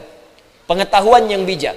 Bahkan kalau digabungkan dengan harta, sebetulnya da'i ini mesti ditopang sehingga tidak ada orientasi mencari harta ketika berdakwah. Itu poinnya. Ya, makanya di beberapa negara di Timur Tengah itu da'i itu di bawah pemerintah, kadang-kadang diberikan gaji, kadang-kadang diberikan misalnya fasilitas, kadang-kadang juga diberikan kewenangan ya yang luas untuk memberikan nilai-nilai keilmuan dan pembinaan kepada masyarakat. Tapi tidak diintervensi. Umum sifatnya. Itu yang terjadi sekarang di Al-Azhar misalnya, atau sebagian beberapa tempat dan sebagainya. Dia memberikan maslahat bimbingan kepada masyarakat karena nggak punya aktivitas untuk bekerja, maka disupport di situ. Nah, sehingga nggak ada dai kemana-mana orientasinya harta. Nah, sekarang ini dikenal ada dai amplop, ada dai air, bahkan dainya dai amplop hadis. Ya, kalau amplopnya tebal itu sahih. Ya, amplopnya tipis itu dhaif. Tipis tapi banyak, sahih li ghairihi gitu kan. Nah, sudah sampai ke sana. Ada dai tipikal air. Ya, kalau yang bagus itu seperti air hujan. Jadi semua dinaungi, nggak peduli rumput, nggak peduli apa, datang aja. Ada mata air, sudah nggak sanggup kemana-mana, nggak bisa safari, tapi orang datang banyak ke situ. Ikhlas dia. Ada air pam, kalau tagihan nggak dibayar nggak ngalir. Ini dari awal udah minta tarif tuh yang bahaya itu. Ya, dan seterusnya. Nah, ini kita coba doakan lah ya, dijaga dai-dai kita supaya lebih dekat dengan Allah Subhanahu wa taala. Masuk level ketiga. Nah, ini juga bisa jadi kategori dai. Dai itu umum sifatnya, kalau ngajak ya kan, memberi arahan dai. Di antara yang mengajak itu boleh jadi sifatnya alim. Alim. Kalau alim, pertama dia sudah punya dasar ilmu. Jadi mengetahui pendapat-pendapat ulama. Ini pendapat Al-Fatihah ada sekian, bismillah dipakai begini, ini seperti ini, dia ngutip pendapat ulama, tahu pokok-pokok ilmu. Tapi kata Al-Quran, ilmu yang dia miliki itu punya dua sifat. Awas, kalau nanti ada orang pintar, tahu dalil, tahu ini, hafal Quran, hafal hadis, tapi tak punya dua sifat ini, maka dia bukan alim. Alim jamaknya ulama. Alim jamaknya apa? Ulama. Jadi kalau ada Anda ingin mendefinisikan ulama, bukan hanya pintar. Karena yang pintar banyak nanti. Dua sifat ini, satu, dia punya sifat zikir namanya. Zikir. Makanya ketika Anda mau minta fatwa, bukan sembarang ulama. Kata Allah, fas'alu ahla dzikri in kuntum la ta'lamun. Jika Anda bingung tentang persoalan tertentu, maka cari ulama yang ahli zikir. Apa zikir diantaranya? Banyak zikir itu. Tapi semua sepakat kalimat zikir dalam Al-Quran tidak disebutkan, kecuali sesuatu yang menunjuk pada aspek kedekatan dengan Allah Subhanahu wa ta'ala. Salat disebut zikir. Quran surah ke-20 ayat 14. Wa aqimis salata lidzikri. Doa disebut zikir. Quran surah 7 ayat 205. Wadhkur rabbaka fi nafsika tadarruan wa khifatan wa dunal jahri minal qaul. Baca Al-Quran disebut zikir. Quran surah ke-15 ayat 9. Inna nahnu nazzalna dzikra wa inna lahu lahafizun. Alhamdulillah. Menghafal Quran disebut zikir. Quran surah 54 ayat 17, 22, 32, 40. Menyebut nama Allah disebut zikir. Quran surah kedua ayat 152. Ya, dan berilmu pun, belajar ilmu yang mendekatkan diri Anda kepada Allah disebut zikir namanya. Alladzina yadhkuruna Allaha qiyaman wa qu'udan wa 'ala junubihim. Quran surah ketiga ayat 190 sampai 191. Jadi kalau Anda ingin cari ulama, bukan sekedar pintar, tapi kepintarannya mampu mendekatkan Anda dengan Allah. Itu poinnya. Makanya ketika Anda datang ke tempatnya disebut majlis. Jamaknya majalis. Kenapa disebut majlis? Dari kata jalasa. Jalasa itu bukan sekedar duduk, awas hati-hati. Bukan sekedar duduk, saya sering terangkan. Ada jalasa, ada qa'ada, itu beda. Kalau qa'ada dari tinggi ke rendah. Saya berdiri, ana qa'im al-an. Wa ana urid an aq'ud. Saya berdiri, pindah ke posisi rendah, duduk. Qa'ada yaq'udu qu'udan. Tapi kalau Anda pindah dari posisi rendah ke tinggi, intiqal minal adna ilal a'la, maka disebut dengan jalasa. Jalasa yajlisu julusan, wa jilsatan, wa jalsatan. Ya, pindah tempat, jadi disebut majlis, pindah dari rendah ke tinggi. Anda di karpet, saya minta pindah ke kursi. Akhil karim faddal, intaqid, idlis lal kursi. Pindah ke tempat tinggi. Kenapa orang belajar ilmu tempatnya disebut majlis? Karena mesti mengangkat dia, memindahkan dari yang tadinya rendah ke tinggi. Apa yang rendah ke tinggi itu? Itulah iman dan ilmu. Itu yang dimaksud Quran surah 58 ayat ke-11.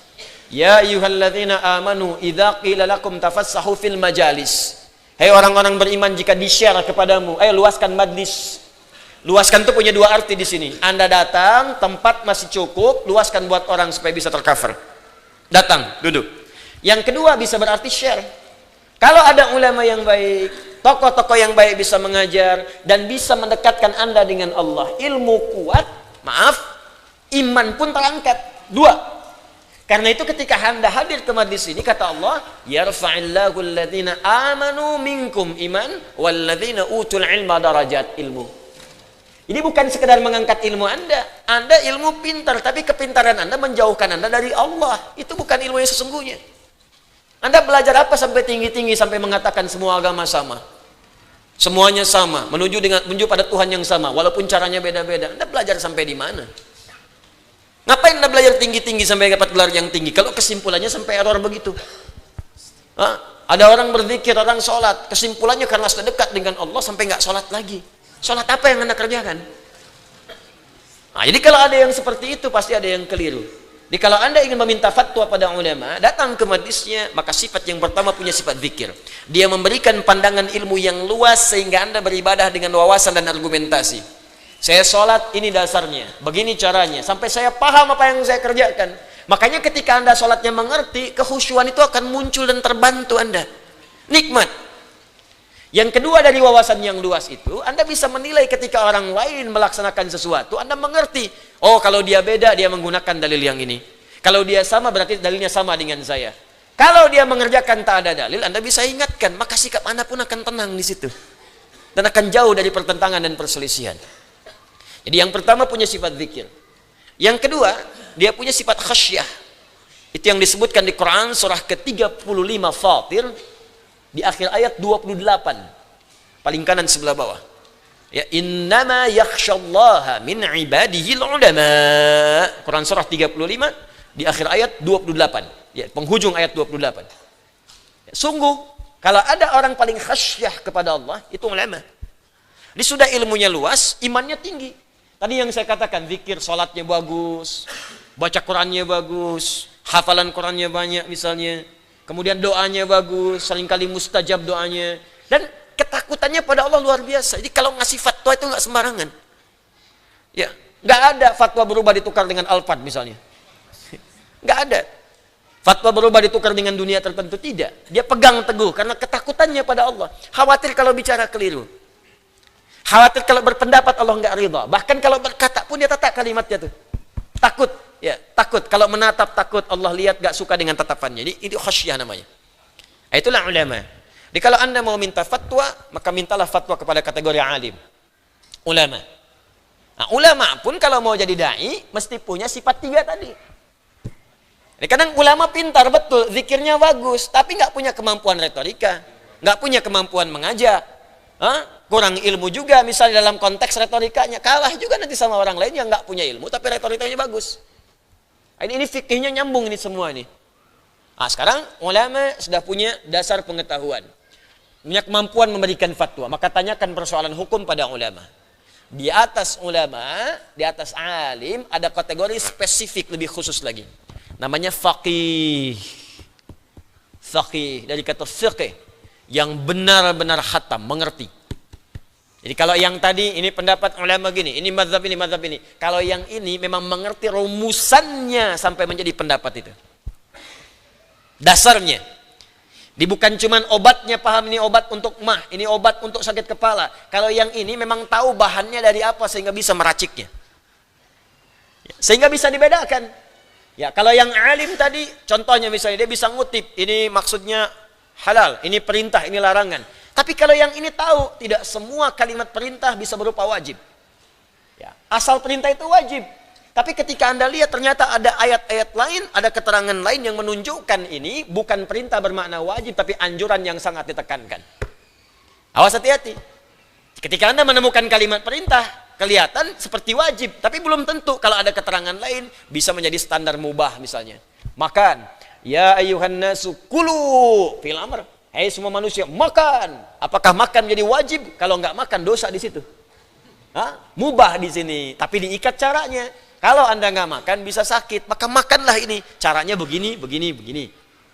Nanti ada kalimat yang menunjukkan wajib, ada kalimat menunjukkan sunnah, ada kalimat menunjukkan sunnah diikat dengan kondisi tertentu. Ya, misal nikah sunnah menggunakan fi'il amr. Baik, sunnah diikat dengan kondisi tertentu, poligami. Ya?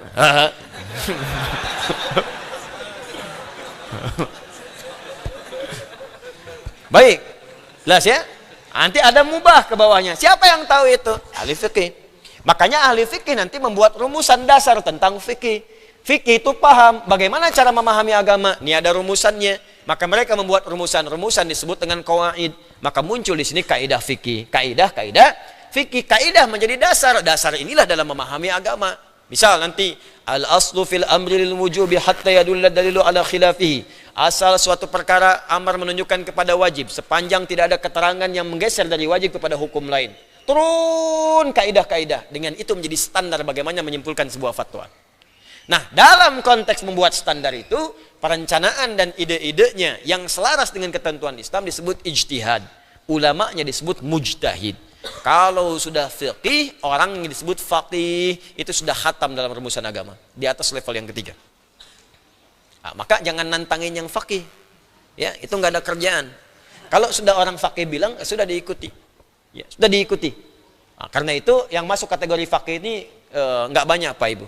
Nggak banyak. Ya, seperti imam yang 4 itu faqih semua. Mereka alim dan faqih. Kalau faqih pasti alim. Karena itu Nabi menyebutkan kalau sudah mendapatkan fiqih, itu pasti orang baik itu. Ada di Al-Bukhari nomor hadis 71 dari Muawiyah bin Abi Sufyan radhiyallahu taala anhu di Kitabul Ilmi, kitab yang ketiga. Badul Wahyi, Kitabul Iman, Kitabul Ilmi. Man yuridillahu bihi khaira yufaqihu fid din. Siapapun yang diinginkan oleh Allah menjadi orang yang baik, termasuk baik dalam kalangan manusia, maka jalan terbaiknya salah satunya adalah dijadikan dia fiqih dalam urusan agama. Faqih. Dimengerti betul sampai ke ganggangnya, sampai ke celah-celahnya, sampai ke rumusan hukumnya. Jamaknya disebut fuqaha. Jelas? Kalau fuqaha, fiqih, faqih, atau bahkan alim, diberikan kewenangan kemudian oleh, misal, pemerintah setempat, dalam hukum Islam dan seterusnya untuk memberikan sebuah pandangan dan dilegalisasi sebuah kemestian bagi masyarakat menunaikannya, maka berubah namanya dari faqih, fuqaha menjadi qadhi. Jelas? Qadhi. Kadang disebut dengan hakim yang keputusannya dilegalkan secara administratif harus dilakukan. Kalau dilarang, maka dapat hukuman dari konteks administratif kenegaraan. Itu qadhi. Jelas sampai sini? Baik. Nah, sekarang ini belum selesai. Di buku ini tertulis apa? Ya, kita baru satu kata ini. Ya, satu kata hampir 2 jam ini. Ya. Ngaji dengan saya sabar Anda. Jadi maksud saya gini, terapannya kan banyak ini. Sekarang antum lihat yang di TV-TV misalnya kan tayang. Itu masuk kategori yang mana? Hah?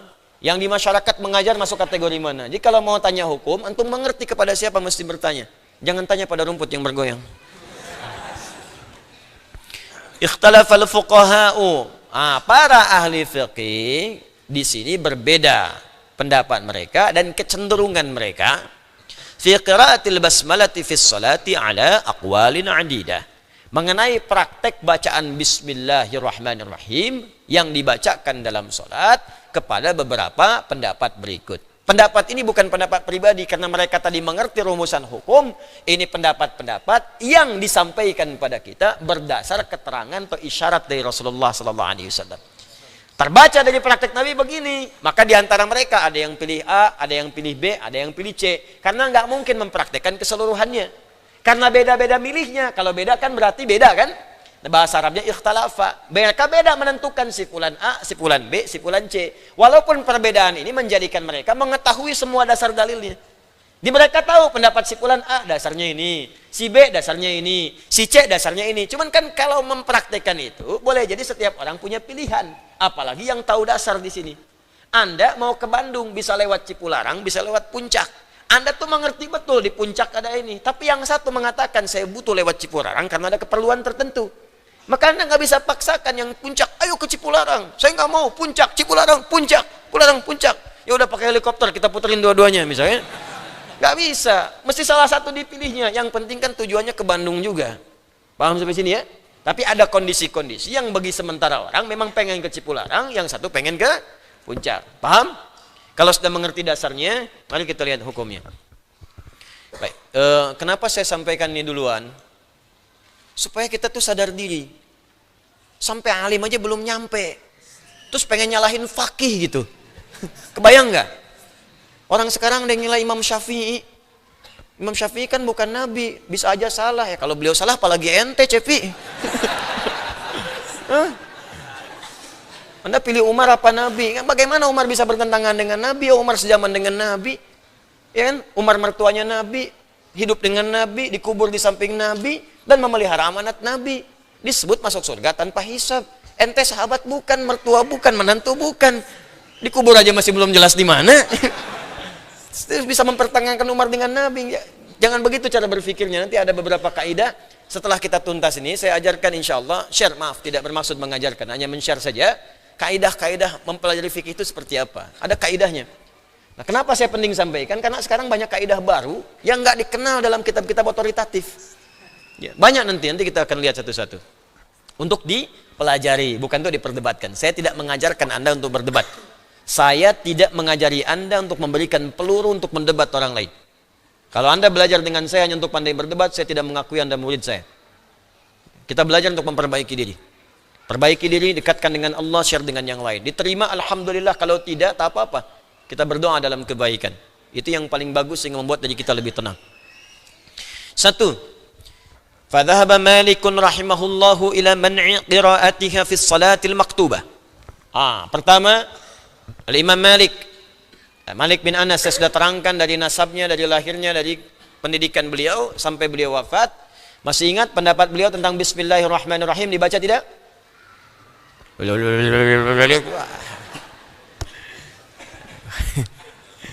Dibaca tidak? Tidak, kan? Karena beliau mengambil hadis-hadis awal yang menyantumkan langsung alhamdulillahirabbil alamin, maka concern beliau ke hadis-hadis ini. Sehingga beliau berpendapat saya praktekkan yang hadis-hadis awal. Jadi tidak membaca bismillahirrahmanirrahim termasuk dalam bacaan Al-Fatihah di salat fardu. Ya, ini pendapat pertama. Jahran kanat au sirran. Baik salatnya jahar ataupun sirran, silent. Ya, salat itu kan yang fardu ada 5, rumusnya 2-4-4-3-4. Ya, 2-nya silent, 3-nya jahar. 2 pertama subuh jahar. 2 kedua zuhur, 4-2 zuhur dengan asar, 2-4. 1-4, 1-4. Zuhur 4, asar 4. 3 maghrib jahar. Asar isya 4, ya, jahar juga.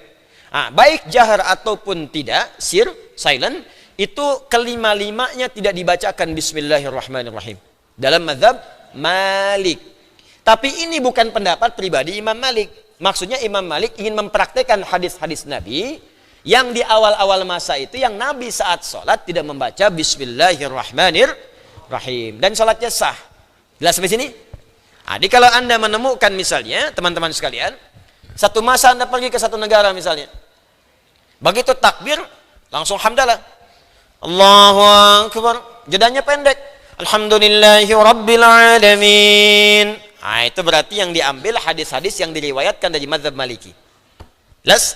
Imam Malik. Imam Malik kategorinya siapa? Ayo, muballigh, da'i, alim atau faqih? Bahkan qadhi. Bahkan qadhi, enggak pakai qadhi. Bahkan qadhi, karena diangkat oleh penguasa di masanya termasuk Harun ar-Rasyid meminta bahwa mazhabnya Malik dipraktekkan di seluruh dunia. Hanya dengan tawadhunya Imam Malik mengatakan jangan, karena boleh jadi di beberapa tempat ada kecenderungan berbeda dengan apa yang aku sampaikan. Seorang qadhi tingkat tinggi, faqih luar biasa masih mengatakan jangan paksakan pendapatku untuk dipraktekkan oleh orang lain. Lantas siapa Anda yang belum sampai pada derajat alim dan mengatakan unyaku saja yang lain bid'ah semua? Maka mesti hati-hati, ya, mesti hati-hati. Baik, la fi istiftahi ummil Qur'ani wa la fi ghairiha minas suwari wa ajaza qira'ataha fi nafilati. Ini menarik ini. Beliau mengatakan tidak dibacakan baik dalam Al-Fatihah juga dalam bacaan-bacaan surah yang lain. Jadi kalau Anda masuk, biasanya di mazhab Maliki ini juga nggak baca istiftah, langsung cepat. Atau dia ngambil istiftah yang paling pendek. Ya, Allahu Akbar, Allahu Akbar kabir, alhamdulillah katsira, subhanallahi bukratan wasila. Ya kan? Atau dia ambil yang pendek lagi. Allahu Akbar, a'udzubillahi samil alim minasyaitonir rajim, langsung. Alhamdulillahi rabbil alamin, arrahmanir rahim. Langsung ke hamdalah. Sudah waladdallin. Amin. Dia enggak basmalah lagi, langsung ke surah. Wadduha. Ya. Itu Maliki. Ya. Imam Malik dulu mufti di Madinah. Disebut Imam Darul Hijrah. Dulu Imam Darul Hijrah di Madinah Imam Malik. Nah, cuma kan berdasar situasi politik berganti, diterapkan mazhab berbeda. Itu tidak ada masalah, karena semua merujuk kepada keterangan Nabi. Sekarang mazhab Maliki dipraktikkan banyak di Afrika Utara. Khususnya dari Libya ke sana. Libya, Tunisia, Maroko, Aljazair, sampai ke nyebrang Mediterania. Italia, Prancis, Spanyol, nah itu sebagiannya Maliki. Jadi kalau Anda misalnya sedang ke Spanyol, ya tiba-tiba Anda sholat, nanti ada rezeki main-main ke Spanyol. Ya. Insya Allah. Anda makmum misalnya, ya, karena jadi imam kayaknya nggak mungkin ya. Terus imamnya sholat, ya, mimpin Anda, Allahu Akbar. Fikih Maliki tangannya nggak di sini, umumnya di bawah sini, mursal. Ya, jadi nggak semua yang di sini itu Syiah. Tidak semua yang di sini Syiah. Oh, hati-hati, Syiah nanti kelihatan saat sujud atau duduk di antara dua sujud. Ya, tepok, ya. Atau ada apa di bawahnya misalnya batu atau apa, nah itu Syiah. Tapi kalau masih berdiri begini belum tentu. Ya, Allahu Akbar sedang sholat dan nggak usah diwawancara, Syiah ya. Syiah katanya. Sedang sholat, tangan begini. Jelas? Ini yang pertama. Itu tanda awal tuh pasti Maliki. Terus udah begini. Yang kedua tandanya, baru dia takbir, Allahu Akbar, sholat jahar, langsung tiba-tiba dengan jeda yang tak lampau lama, hamdalah. Alhamdulillahi Rabbil Alamin. Maliki. Nah, kalau menemukan yang seperti itu berarti mengambil hadis-hadis yang periode awal. Jelas? Yang Nabi pun masih praktekkan ketika beliau memimpin sholat. Itu yang menjadikan Abu Hurairah termasuk Anas bin Malik pernah meriwayatkan hadis, "Shallaitu khalfa Rasulillah sallallahu alaihi wasallam." Ya, wa Abu Bakr wa Umar wa Utsman wa Ali. Ya, fastaftahu bilhamdulillahi rabbil alamin. Saya pernah salat di belakang Rasulullah, Abu Bakar, Umar, Utsman, Ali. Ya, rata-rata semua membaca alhamdulillahi rabbil alamin. Jelas sampai sini? Baik. Dalam kondisi itu yang dipraktikkan Imam Malik. Jadi kalau dalam salat fardu nggak dibaca bismillahirrahmanirrahim. Kecuali beliau toleran dalam nafilah. Nafilah. Apa itu salat nafilah? Selain salat fardu. Namanya nafilah. Hukumnya sunnah. Ya, jadi nama salatnya bukan sunnah nama salatnya. Sunnah itu hukumnya. Nama salatnya nafilah. Jamaknya nawafil. Contoh, kalau malam itu ada sholat, selain sholat fardu, sholat apa? Tahajud. Tahajud disebut nafilah. Buka Quran surah ke-17 ayat 79. Quran surah 17 Al-Isra ayat 79. Paling kiri agak sedikit ke tengah. Sudah? Wa minal laili fatahajjad bihi nafilatan lak. Wa minal laili, dan dari sebagian malam, minnya litab'id, ingat bukan istighraq, minnya min litab'id, at-tab'id menunjuk pada sebagian, bukan semua malam. Jadi kata Al-Quran, kalau pengen tahajud jangan begadang. Awas, jangan begadang. Awas ya, kalau pengen tahajud jangan begadang. Jangan begadang kecuali ada perlunya. Ya. Betul. Kalau ada keperluan silahkan. Malam Anda sholat maka disebut qiyamul lail namanya. Jadi kalau qiyamul lail itu nama umum. Bisa mencakup tahajud, bisa bukan. Jadi kalau Anda malamnya nggak tidur kemudian malamnya sholat, masuk kategori qiyamul lail. Atau Anda terlampau lelah, capek saya, kayaknya sulit bangun malam, maka diajarkan oleh Nabi sebelum tidur sholat dulu. Ya, setelah sholat isya, sholat sunnah, sholat lagi. Nah, itu masuk kategori qiyamul lail. Bangun silahkan di antara sebagian malamnya. Setelah itu istirahat, tutup dengan witir. Itu yang hadis mengatakan sebelum tidur, sholat witir dulu. Nutup yang itu. Kalau ternyata bangun lagi malamnya, silahkan buka lagi amalan sholat yang baru, dimulai dengan tahajud. Paham di sini? Jadi kalau ingin tahajud, tidur dulu. Karena itu disebut tahajud dari kata hajada. Hajada. Ha, jim dal besar. Hajada.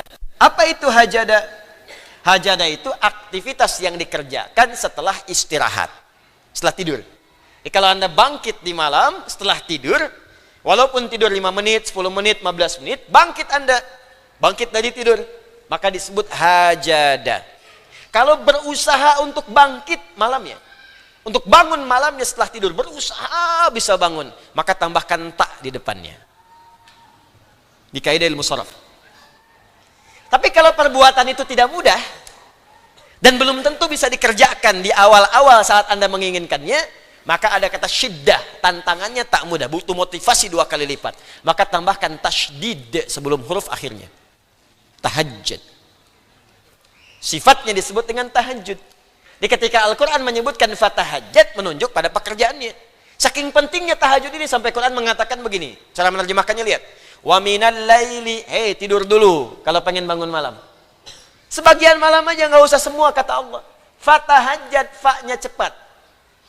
Biasanya kalau di dalam ibadah diperintahkan cepat, ada yang sangat istimewa yang tidak ditemukan di ibadah lain. Makanya saya sering katakan harfu atfin rabitin baina syai'aini bila hudud. Huruf ataf, konjungsi di antara 2 peristiwa yang menyebutkan sesuatu kalau diminta dengan cepat, ada sesuatu yang penting, beda dengan yang lain. Karena itu kata Allah, kalau engkau malamnya mampu bangun, segera bangun. Tapi itu tidak mudah, berusahalah bangun. Nih.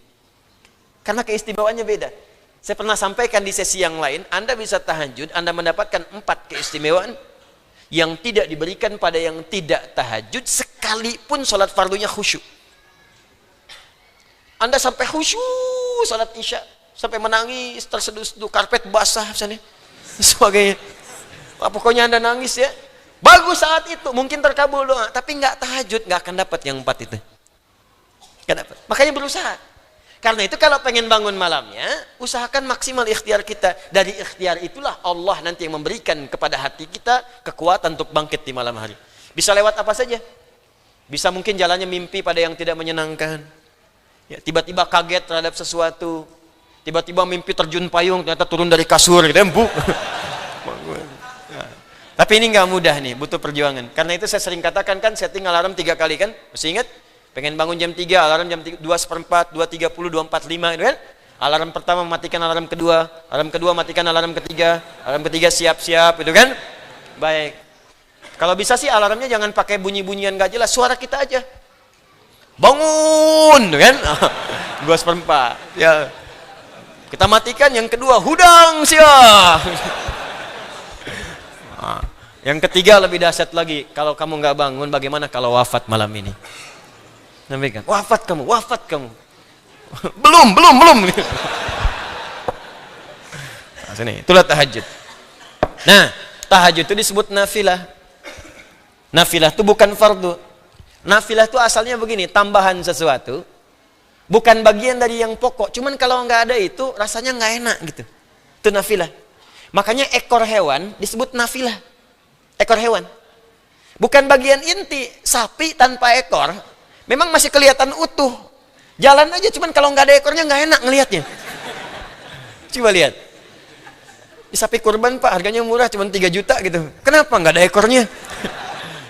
Ya, silakan cek. Jadi ekornya kan nggak menentukan kehidupan dia, cuman kalau nggak ada ekor, rasanya nggak enak.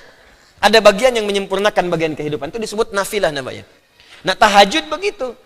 Salat-salat yang lain begitu. Kenapa disebut nafilah? Karena hasil yang didapatkan dari nafilah itu akan menyempurnakan yang fardu. Apa diantaranya? Pahala. Bagaimana menutup kekurangan di yang fardu? Antum memang subuh 2 rakaat, tapi dari 2 itu yang khusyuk berapa persen? Kadang-kadang subuhnya 2 bisa 3 dikerjakan. Ayat sajdah langsung ruku kadang-kadang. Imam sujud Anda ruku, imam ruku Anda sujud gitu kan. Sering kejadian tiap subuh Jumat. Baik, coba lihat berapa yang khusyuk. Nah, untuk menutup itu, nafilah lah itu. Makanya ditambahkan dengan motivasinya. Ya, motivasi itu biasanya berupa hukum. Sunnah. Kenapa disebut sunnah? Karena sunnah itu menawarkan motivasi pahala. Sunnah itu kan kalau dikerjakan dapat pahala, ditinggalkan tidak apa-apa, tidak berdosa. Nah, dikenalkan dengan sunnah oleh para ulama supaya yang dikejar pahalanya. Sebab kalau dikenalkan nafilahnya, terasa sebagian orang jadi beban. Nafilah nih, tambahan kan? Ya, nafilah nih, tambahan kan bukan pokok. Tapi kalau dikenalkan sunnah nih, ada pahala. Sebagian orang yang orientasinya mengumpulkan pahala lebih cepat termotivasi di situ. Maka dinamakan dengan nama hukumnya untuk memberikan motivasi kalau dikerjakan pahala banyak kita kumpulkan. Lawan pahala itu kan dosa. Jadi kalau Anda sedang motivasinya lemah menunaikan sholat-sholat nafilah, tanyakan, emang ente sudah punya koleksi pahala banyak? Emang dosanya sudah berkurang sampai nggak butuh sholat sunnah? Memang tantangannya nggak ada yang bisa membuat kita dosa. Kalau Anda tinggal di padang pasir, wajar nggak sholat sunnah? Sebab yang dilihat unta, padang pasir, kadal gurun. Makanya di hadis Muslim, ada seorang Arab Badui datang ke Nabi. Ya Rasulullah, wahai Rasulullah, dullani ala amalin basitin yudkhilunil jannah. Ajarkan padaku amalan yang ringan-ringan, jangan berat-berat. Yang penting ke surga ya Rasulullah. Pinter, modal dikit keuntungan banyak. Yang penting ke surga. Kata Nabi, kalau engkau mau begitu, cukup yang fardu saja. Sholat yang fardu, nggak usah mikirin sunnah. Kalau pengen tatawu silahkan. Puasa yang fardu ila anta tatawu, kecuali engkau pengen puasa sunnah. Apa dia bilang? Ya Rasulullah, saya kerjakan yang fardu saja. Enggak, saya kerjakan yang sunnah. Dan saya akan komitmen menjauhi maksiat. Fantalaku pergi dia. Kata Nabi, aflahin sadaqah, udakhala jannah. Kalau benar dia, masuk surga. Benar itu apa? Kerjakan yang fardunya, kedua tinggalkan maksiat. Karena rumus dosa itu kan ngurangin pahala. Begitu maksiat, pahala diambil. Begitu maksiat, pahala diambil. Cuman tadi saya katakan, gurunnya orang Arab Badui itu tinggalnya di gurun. Di gurun apa maksiat yang mau dilihat? Hah? Ya unta kan gak apa-apa, memang unta gak pakai pakaian. Jadi aneh kalau unta pakai pakaian. Kadal begitu, gak ada yang aneh. Ya main Facebook gak ada sinyal. Update status juga gak bisa.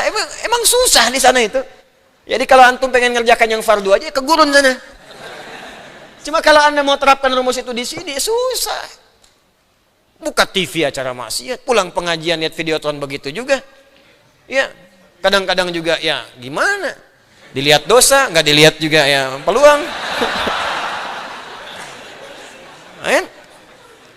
Tapi ya pilihan kita masing-masing. Kalau merasa memang banyak pahalanya, ya silahkan. Tapi kalau merasa dosa banyak, jangan ditinggalkan amalan sunnah. Paham sampai sini?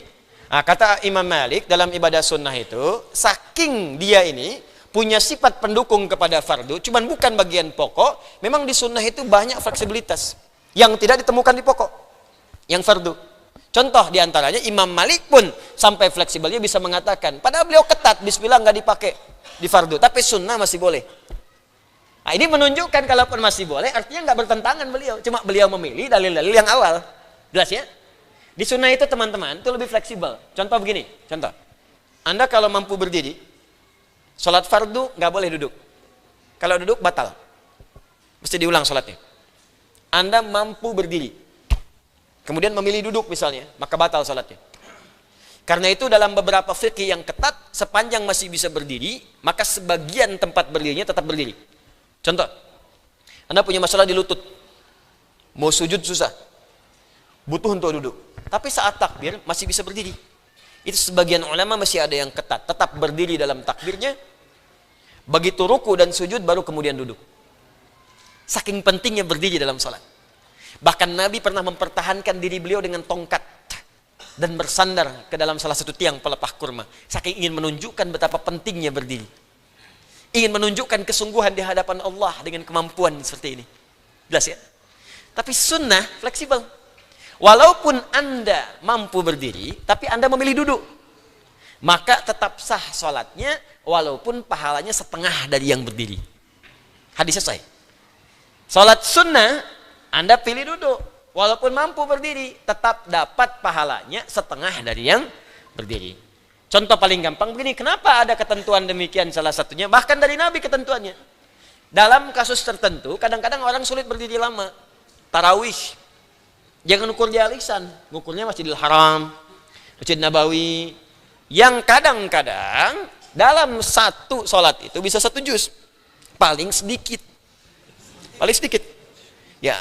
Kadang kalau memang mau mengikuti Nabi, 1 rakaatnya bisa 100 ayat, ya. Mungkin nggak tahan, ya. Ada sebagian orang capek, nggak biasa. Kalau orang-orang sana mungkin biasa, atau orang yang biasa khataman biasa, yang tak biasa sudah pegal duluan. Karena pegal dia, rakaat keduanya dia memilih untuk duduk. Boleh, cuman pahala setengah. Tapi kan kalau di Masjidil Haram ya lumayan lah. Sekali sholat kan 100.000. Kalau setengah berarti dapat 50.000. Tapi kalau di Al-Ihsan saja benar-benar setengah.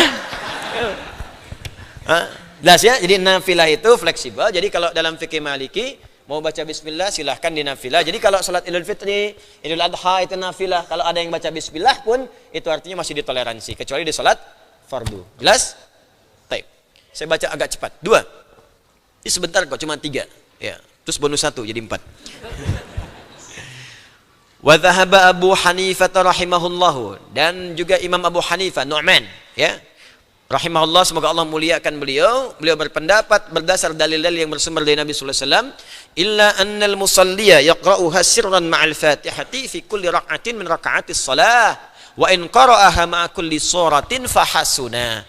Madzhab Hanafi sekarang tersebar umumnya di Asia Selatan. Ya, India, Pakistan, nah itu Hanafi umumnya. Ya, sebagian yang pecahan Soviet. Ya, Albania, nah itu Albania tuh Hanafi. Makanya Syekh Al-Albani itu bapaknya itu Hanafi mazhabnya. Ya, Syekh Al-Albani awalnya Hanafi dan beliau memilih untuk lepas mazhab. Jadi berusaha untuk mendapatkan yang rajih demikian. Ya, kalau kita tidak bisa karena kita nggak punya dasar. Jelas ya? Baik, kemudian Hanafi menyebar di wilayah Asia Selatan. Pecahan Soviet sebagian ke Cina, Asia Timur sana. Baik, berpendapat bahwa dalam Al-Fatihah masih bisa dibaca termasuk setiap surah Bismillahirrahmanirrahim. Cuma bacaannya sir. Jelas ya? Sir. Sir itu silent. Jadi nggak dikeraskan. Jadi kalau mazhab Hanafi walaupun jadi imam atau jadi makmum, khususnya jadi imam, itu dibaca sir. Mirip-mirip nanti dengan Ahmad bin Hanbal. Ya, Hanbali. Bismillahirrahmanirrahim. Alhamdulillahi rabbil alamin. Ar-Rahmanir Rahim. Jadi sir. Jelas ya? Itu fi kulli rak'atin min raka'atis shalah. Jadi setiap rakaat sir. Sir. Termasuk kalau baca surat, di sini bedanya dengan Hambali. Nanti kita lihat yang Hambali. Kalau Hanafi, kalau Maliki tidak dibaca, Fatihah tidak, surah tidak, tapi di nafilah baca. Kalau mazhabnya Hanafi, Al-Fatihah dan surah dibaca, cuma sir bacanya. Jadi kencangkan. Nah, sir itu, saya ingatkan sebentar ya, mohon izin sekali. Sir itu artinya bacaan pelan, yang kalaupun terdengar, yang dengar itu yang baca. Jadi bukan diperdengarkan kepada makmum. Ya, kadang-kadang ada sebagian imam yang saya amati ingin mempraktekkan sir, tapi ngasih info ke makmum, saya sir. Caranya bagaimana? Dia dekatkan lisannya dengan mic. Bismillahirrahmanirrahim. Alhamdulillahi rabbil alamin. Ya kalau diperdengarkan sama aja jahar, Joni. Jadi kalau Anda kasih tahu orang, kedengaran sama orang, itu artinya jahar bukan sir. Karena bedanya sir dengan jahar itu, kalau jahar dikeraskan sampai orang dengar. Kalau sir itu pelan, saking pelannya cuma Anda yang dengar. Ya, kalau di Arab, di Masjidil Haram, memang mic-nya peka banget. Peka. Ya, Anda deham kedengaran. Ya, ini gejolak jiwanya terdengar loh. Tak. Makanya antum nggak bisa jadi imam di sana, udah gemeteran begini. Jadi kedengaran, jadi saking pekanya mic-nya itu. Makanya ketika dia baca Bismillahirrahmanirrahim, sebetulnya untuk dia saja, cuman karena mic-nya peka kedengaran. Nah, di sini nggak usah ikut-ikutan. Bismillahirrahmanirrahim. Itu jahal namanya. Ya udah aja sir, nggak ada masalah. Ketika Anda sir pun dalilnya ada, praktek kenabinya ada, sah salatnya. Paham ya? Nah, itu poin. Kemudian yang ketiga, ini sebetulnya di sini aja pendapatnya, yang lain tambahan. Wa qala Asy-Syafi'i rahimahullah. Sedangkan Al-Imam Asy-Syafi'i Muhammad bin Idris rahimahullah, semoga Allah muliakan dan menyayangi beliau. Beliau mengambil pendapat jalur yang ini, yaqra'uhal musalli wujuban fil jahri jahran wa fis sirri sirran. Wajib baca Bismillahirrahmanirrahim di salat yang jahar subuh, maghrib, isya jahar, di salat sir zuhur, asar. Termasuk sunnah yang berjamaah kalau jahar dibaca jahar. Contohnya apa? Tarawih, Idul Fitri, Idul Adha, salat gerhana, itu dibaca. Awas, ingat konsekuensinya. Kalau sifatnya wajib, berarti kalau nggak dibaca batal salatnya. Mesti diulang. Mesti. Awas, karena kalau Anda mengambil dalil yang diambil oleh Imam Asy-Syafi'i, mesti konsisten. Jadi kalau Anda bacakan, misalnya saya mau pakai ini dalil Imam Asy-Syafi'i, saya cenderung ke situ. Baca, Anda masih jahar. Kalau baca, kalau jadi imam. Bismillahirrahmanirrahim. Alhamdulillahi rabbil alamin. Jahar. Sir. Bismillahirrahmanirrahim. Alhamdulillahirrahmanirrahim. Maliki yaumiddin. Baca. Itu wajib hukumnya. Jadi kalau Anda mazhabnya mengambil Asy-Syafi'i, tidak membaca dengan sengaja itu, bukan karena lupa atau yang lain, maka salatnya diulang. Jelas? Termasuk kalau bermakmum di belakang imam, yang imamnya misalnya Maliki. Nggak baca dia. Makmum tetap ketika membaca Al-Fatihah dimulai dengan bismillah. Ya, dari fikih Syafi'i yang paling ketat. Jadi begitu imamnya selesai, ghairil maghdubi alaihim waladdallin. Selesai. Amin. Kan suka ada jeda. Maka memberi kesempatan pada makmum baca Al-Fatihah minimal 3 ayat. 3 ayat itu sudah bisa mewakili satu surah. Karena surah terpendek dalam Al-Quran cuma 3 ayat. Inna a'tainakal fasalli lirabbika wanhar. Inna syani'aka huwal abtar. Karena itu kata para fuqaha, kalau ada makmum cukup baca sampai ayat ketiga, Ar-Rahmanir Rahim, atau kalau dari Hamdalah Maliki Yaumiddin, maka dicukupkan baginya bacaan Fatihah itu. Cukup. Paham? Nah, itu mazhab Asy-Syafi'i. Terakhir tambahan waqala Ahmad bin Hanbal radhiyallahu anhu. Sedangkan Imam Ahmad bin Hanbal, semoga Allah muliakan beliau, beliau mengambil jalur yaqra'uha sirran wa la yusannul jahru biha. Dibaca. Cuma bacanya sir. Mirip-mirip dengan Al-Imam Abu Hanifah. Jelas ya? Dan tidak dijaharkan dalam setiap situasi. Jadi sir. Nah, ini di mana setiap tempat dia mempraktekkan itu, atau negara ingin memudahkan masyarakatnya sehingga mengambil salah satu madhab. Misal di Saudi pakai Hambali, ya kan? Di India misalnya menggunakan Hanafi, ya, di Mesir Syria pakai Syafi'i misalnya, ya, Libya pakai Maliki untuk memudahkan. Karena ingin mengambil bagian memudahkan itu, silahkan dipraktekkan, nggak ada masalah. Maka jangan kaget kalau Anda ke Saudi sir, ya. Kalau Anda ke Libya nggak ada sama sekali. Kalau Anda ke Mesir digunakan jahar. Termasuk di Malaysia pakai Syafi'i. Kalau ke Malaysia Syafi'i. Nah, cuma saran saya begini, ini untuk bisa menerapkan toleransi dalam ibadah. Kalau datang ke tempat tertentu yang dia mayoritasnya menerapkan mazhab di situ, maka hormati mazhabnya. Saya pun begitu. Saya kalau ke Malaysia diminta jadi imam. Karena Malaysia Syafi'i, subuh saya kunut. Saya pimpin kunut. Ya. Kalau saya berada di lingkungan misalnya Hambali yang kunutnya nazilah, maka saya tidak kunut subuh. Nazilah saya kunut. Karena memang fikihnya mesti begitu. Kalau datang ke satu tempat, mayoritas di situ menganut misalnya mazhabnya A, maka Anda belajar mazhab itu, bukan membawa mazhab yang baru kemudian merubah yang di situ. Ya, cara berfikirnya mesti beda, karena semua jalur mazhab itu bukan pendapat pribadi, semua dari Nabi, cuma untuk memudahkan menggunakan jalur yang demikian. Paham ya? Kalau paham semua ini, insya Allah memudahkan kita dalam ibadah, karena kita mengerti itu yang disebut dengan fikih. Jelas ya? Kalau sudah masuk ke masalah fuqaha berbeda pendapat, ingat Anda bukan ahli fikih. Jangan ikut-ikutan berbeda pendapat. Paham ya? Nah, dan di situ pun kalau ahli fikih toleran, kita mesti lebih toleran karena mereka yang tahu ilmu mengerti, kita yang belum paham tinggal mengikuti. Jelas sampai sini? Baik. Penutupnya bonus supaya nanti pekan depan kita masuk kemudian langsung ke surah Al-Baqarah. Hal yaqra'ul ma'mumu khalfal imam. Apakah makmum baca Al-Fatihah di belakang imam? Nah, ini bagian terakhir yang kadang sering ditanyakan. Saya baca cepat saja ya. Insyaallah. Insyaallah saya tidak akan kemana-mana, fokus ke sini. Jadi bersabar sedikit, kita selesaikan. Nanti pekan depan kita masuk kepada Al-Baqarah. Siap ya? Ya, nggak lama kok, paling 1 jam. Alhamdulillah. Ya, silahkan Bu. Hal yaqra'ul ma'mumu khalfal imami, apakah makmum membaca di belakang imam Al-Fatihah? Ya. Ittafaqal ulama'u ala anna al-ma'muma idza adraka al-imam raki'an fa innahu yahmilu anhu al-qira'ah. Semua ulama sepakat. Ingat, ulama sepakat. Maka yang bukan ulama nggak mungkin beda. Dan jangan bilang terjadi perbedaan pendapat. Itu tandanya Anda belum tahu, ya. Semua ulama sepakat bahwa jika seorang makmum mendapatkan imamnya ruku', takbir, imam ruku', maka langsung saja makmumnya ikut ruku'. Dan bacaan imam sudah mengcover bacaannya makmum. Jadi nggak usah baca Al-Fatihah di sini. Ya langsung, begitu imam Anda dapatkan misalnya imam ruku', Allahu Akbar, ruku', subuh nih. Anda pas datang di situ langsung takbir, Allahu Akbar, ruku'. Jadi nggak baca Al-Fatihah lagi. Langsung ikut ruku, dan di situ Anda sudah mendapatkan 1 rakaat. Karena ruku disebut ruku seakar dengan kata rakaat. Rak'atun. Rak'ah. Dari sini muncul kata ruku.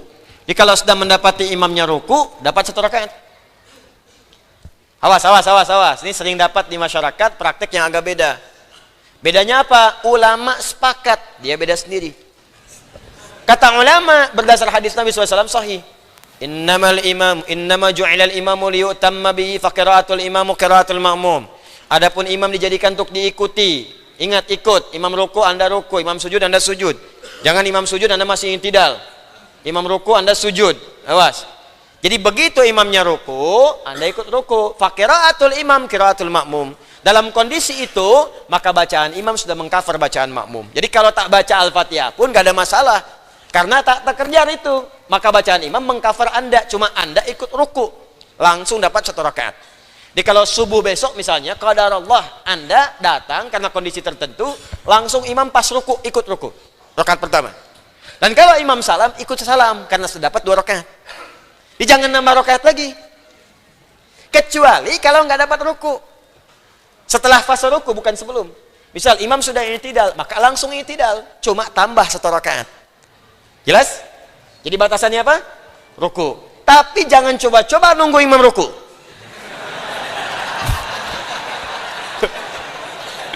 Allahu Akbar, syahadu an la ilaha illallah. Udah komat tuh, tenang, belum ruku. Nunggu ruku dia. Udah Fatihah kita terlambat, tenang aja, saya tahu dia baca surat apa. Ntar begitu deket tuh, baru kita datang.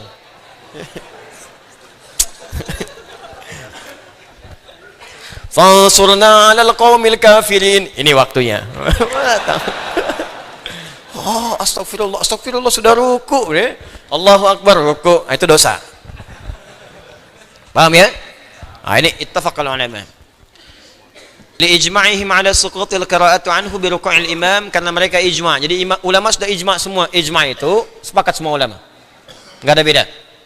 Ini tinggal pengetahuan saja. Jadi jangan pakai perasaan, pakai dalil kalau ibadah. Jadi kalau imamnya ruku, rakaat pertama subuh, dapat 1 rakaat tidak? Dapat, langsung diikuti. Jadi takbir langsung ruku. Jadi tidak baca iftitah lagi, tidak baca Al-Fatihah lagi. Jadi takbir Allahu Akbar, langsung ruku. Dapat 1 rakaat. Ya, ini semua ulama sepakat. Tapi kalau Anda dapatnya i'tidal, dapatnya ruku, berarti tambah 1 rakaat. Baik. Itu ijma'. Wa amma idza adrakahu qa'iman fahal yaqra'u khalfahu am takfihi qira'atul imam. Tapi kalau sedang Anda makmum, imamnya masih berdiri, maka apakah bacaan imam sudah mengcover bacaan makmum sehingga Anda tidak perlu kemudian baca Al-Fatihah lagi atau tetap baca? Di sini setidaknya ada 2 pendapat yang utama. 1, ini terakhir kita baca. فذهب الشافعي وأحمد إلى وجوب قراءة الفاتحة خلف الإمام سواء كانت الصلاة سرية أم جهرية. Maka Imam Asy-Syafi'i dengan muridnya Imam Ahmad rahimahumullahu taala berpendapat wajib tetap membaca Al-Fatihah. Baik itu salatnya jahar ataupun sir. Paham? Dan saya cenderung kepada yang ini. Tetap dibaca. Ya, saya pribadi cenderung kepada yang ini tetap dibaca. Jadi kalau nanti kita salat bermakmum di belakang imam, imam takbir, kita ikut takbir. Ya, kemudian dalam salat sir ataupun jahar tetap dibaca. Kalau sir nggak ada masalah karena kita tinggal baca. Jahar yang bermasalah biasanya. Ya, bermasalahnya apa?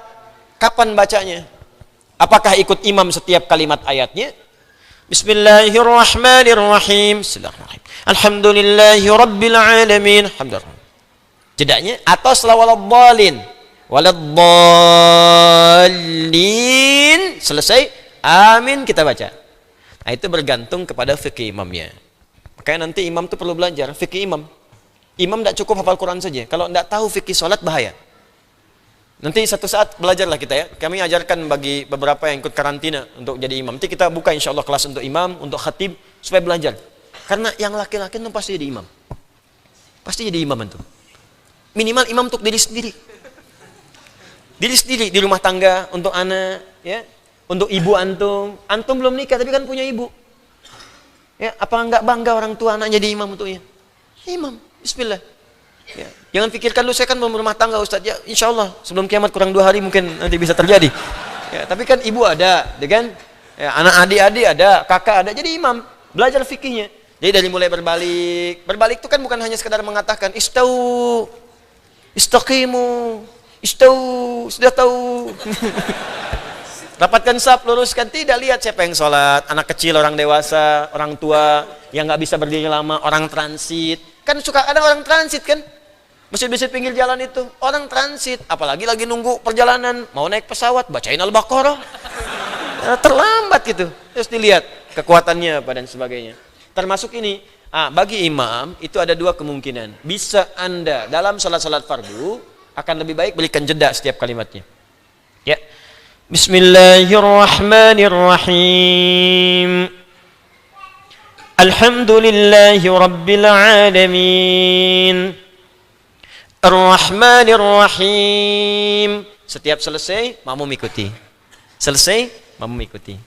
Atau berikan jeda setelah waladhdallin dengan ukuran jeda membaca sampai Ar-Rahmanir-Rahim. Biasanya jeda ini diberikan dalam sholat-sholat sunnah yang sifatnya bacaan cepat dan jahar. Seperti tarawih. Tarawih itu boleh pakai hadar. Dia ada hadar, ada mutawasit, ada tiwal. Kalau hadar itu bacaan cepat jadi 2 harakat, 1 detik. 1 detik. Kecuali mad wajib, muttasil.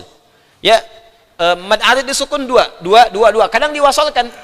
Bismillahirrahmanirrahim. Alhamdulillahi rabbil alamin. Ar-Rahmanir-Rahim. Maliki yaumiddin. Cepat. Bismillahirrahmanirrahim. Alhamdulillahi rabbil alamin. Ar-Rahmanir-Rahim. Maliki yaumiddin. Iyyaka na'budu wa iyyaka nasta'in. Ihdinas siratal mustaqim.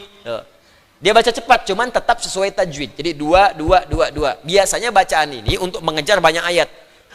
Ya, dia jangan sampai bacaan cepat yang dibaca cuma 1 ayat. Karena untuk kejar banyak ayat. Ya, jadi bacaan Al-Fatihah itu bisa setengah menit. Karena dicepatkan. Ya, dijadikan hadar. Itu sah. 2 harakat, 1 detik. Ya, ghairil maghdubi alaihim waladdallin.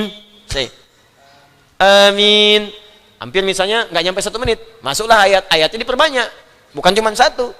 Yasin, Allahu Akbar. Nah, itu salah. Sah memang, cuma keliru. Ya, bisa gini, kalau Anda mengambil yang seperti itu, setelah waladhdallin berikan jeda pada makmum, saya membaca sampai dengan 3 ayat. Ar-Rahmanir-Rahim. Paham?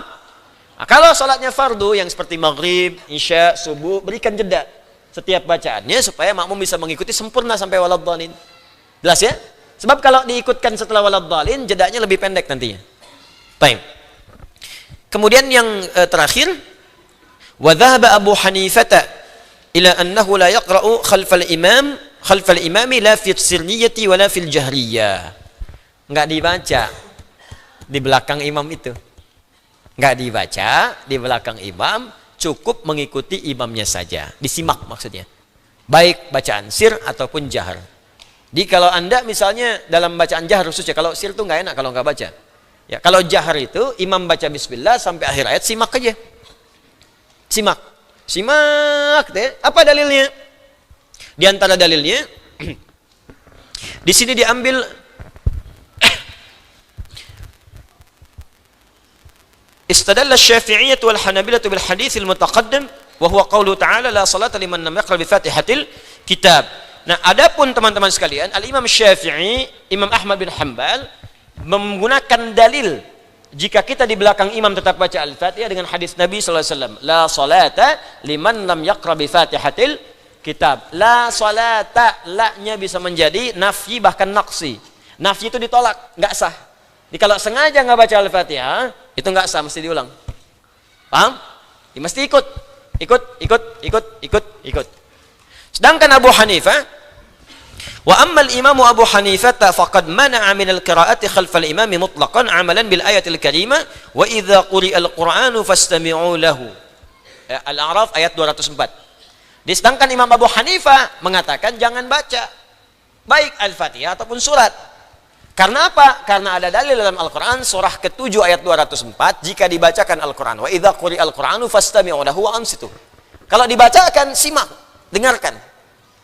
Ya, simak aja, simak, ikuti kemana ayatnya, pahami dengan baik, ikut. Itu sudah masuk dalam kategori mengikuti imam. Serta hadis Nabi, innama ju'ilal imamu liyutamma bihi fa qiraatul imam qiraatul ma'mum. Imam jadikan untuk diikuti, maka bacaan imam sudah mengcover bacaan makmum. Maka jangan kaget kalau misalnya Anda sholat di mazhab Hanafi di India, di Pakistan, sebagian di Cina atau pecahan Soviet, itu makmumnya diam aja, diam gitu.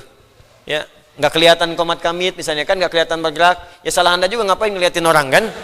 Baik. Terus dia diam, terus ruku, sujud, terus salam. Itu cuma bacaan surat, sedangkan bacaan doa tetap baca. Jadi bukan diam semua. Allahu Akbar. Tidak. Salat bukan pantomin, ya. Jadi kalau doa tetap baca. Doa baca, takbir baca, cuma saat Fatihah dengan suara dia menyimak karena ada ayat khusus tentang itu. Dua-duanya itu tersambung dengan dalil-dalil yang kuat yang dipahami setiap yang condong kepadanya. Cuma kalau Anda tanya saya, Ustadz ngamalkan yang mana? Saya ngamalkan pendapat yang pertama, yaitu tetap membaca surah Al-Fatihah di belakang imam. Paham? Nah, cukup dulu sampai di sini dan selesai memang bacaan kita sampai di sini. Jadi kita selesai tentang Al-Fatihah, ya. Sebetulnya ada satu tambahan bab bonus Al-Fatihah itu tentang bagaimana Al-Fatihah bisa digunakan sebagai ruqyah. Ya.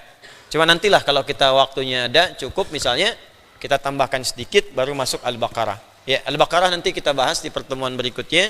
Nanti saya share kembali di Adidiyat Official baik di Instagram ataupun di YouTube, karena saya mendapat undangan dari Majelis Ulama Indonesia untuk menghadiri konferensi umat Islam Indonesia, ya, KUII di Pangkal Pinang di Bangka Belitung. Waktunya pekan depan. Ini kan urusan umat Islam, dari mulai Rabu sampai Sabtu, 26 sampai 29 Februari. Nah, ini nanti saya akan melihat kalau memang saya mengikuti sampai akhir misalnya, maka nanti tayangan AKS-nya akan berlangsung dari sana atau tempat lain, jadi tetap bisa diakses. Ya, mungkin saya akan mengajak ulama-ulama yang lain, jadi bareng-bareng kan kumpul tuh dari majelis ulama juga. Tapi kalau misalnya ada kondisi tertentu, maka tetap di sini. Ya, nanti Anda lihat saja dulu di Instagramnya atau di pengumuman Adidiyat Official, nanti akan hadir di situ. Yang kedua, ini sangat penting, sangat penting. Anda yang telah terdaftar di sekolah UAH, usahakan Al-Quran hafal. Maka nanti akan dimulai kuliah pertama tanggal 29 ini. Maka saya sarankan, formulir yang sudah didapatkan, tolong segera dikonfirmasi ke panitia. Karena sekarang sedang diverifikasi. Nanti akan dihubungi panitia, tempatnya nanti akan dihubungi, karena ini terbatas. Kalau Anda belum masuk di situ, saya sudah siapkan, bahkan saya sudah menulis buku, bukunya sudah dicetak, sudah siap semua. InsyaAllah, catat tanggalnya. Tanggal 22 Maret. Berapa? 22 Maret. Tempatnya belum ditentukan. Nanti dikabari. Ya, tanggalnya 22 Maret, tapi sekitaran Jakarta, dekat sini. Akan diajarkan proses ta'lim terbuka untuk menghafal Quran khusus di bulan Ramadan. Ya, jadi di Ramadan.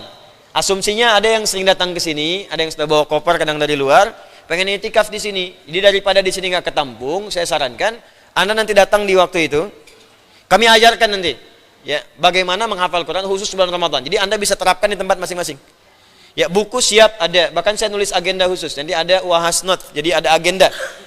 Ini bisa konfirmasi di situ. Ada tentang taklim, tentang Quran, ada semua di situ. Dia ada yang sering pengen ketemu, pengen nanya, pengen apa, itu ada kontaknya di situ semua. Semua ada di situ. Agenda juga ada di situ. Kegiatan ada di situ, Anda bisa akses di situ. Insya Allah kalau agenda ini mungkin baru akhir bulan sebagian selesai. Tapi kalau buku yang tadi sudah selesai semua, dibagikan nanti pada saat tanggal 22. Yang ketiga, teman-teman, saya ingin mengajak, saya akan menyiapkan Ramadan sebelum Ramadan. Bisa Ramadan bisa fokus ibadah. Ya, nanti saya siapkan beberapa buku, mudah-mudahan ketika Ramadan saya bagikan tuh. Ya, bagikan, Anda bisa akses. Jadi kalau Anda ingin ikutan nanti untuk wakaf di buku, masuk ke bagian buku nanti. Silakan, nanti kita perbanyak, kita tinggal bagikan. Ta'lim di Ramadan kemungkinan saya tidak akan mengisi. Kecuali i'tikaf saja mungkin. Ya, karena nanti saya awalkan ta'limnya sebelum ke Ramadan. Karena Ramadan tuh ulama semua dari dulu tuh ibadah. Ya, jadi saya pengen tahun ini saya pengen fokus ibadah.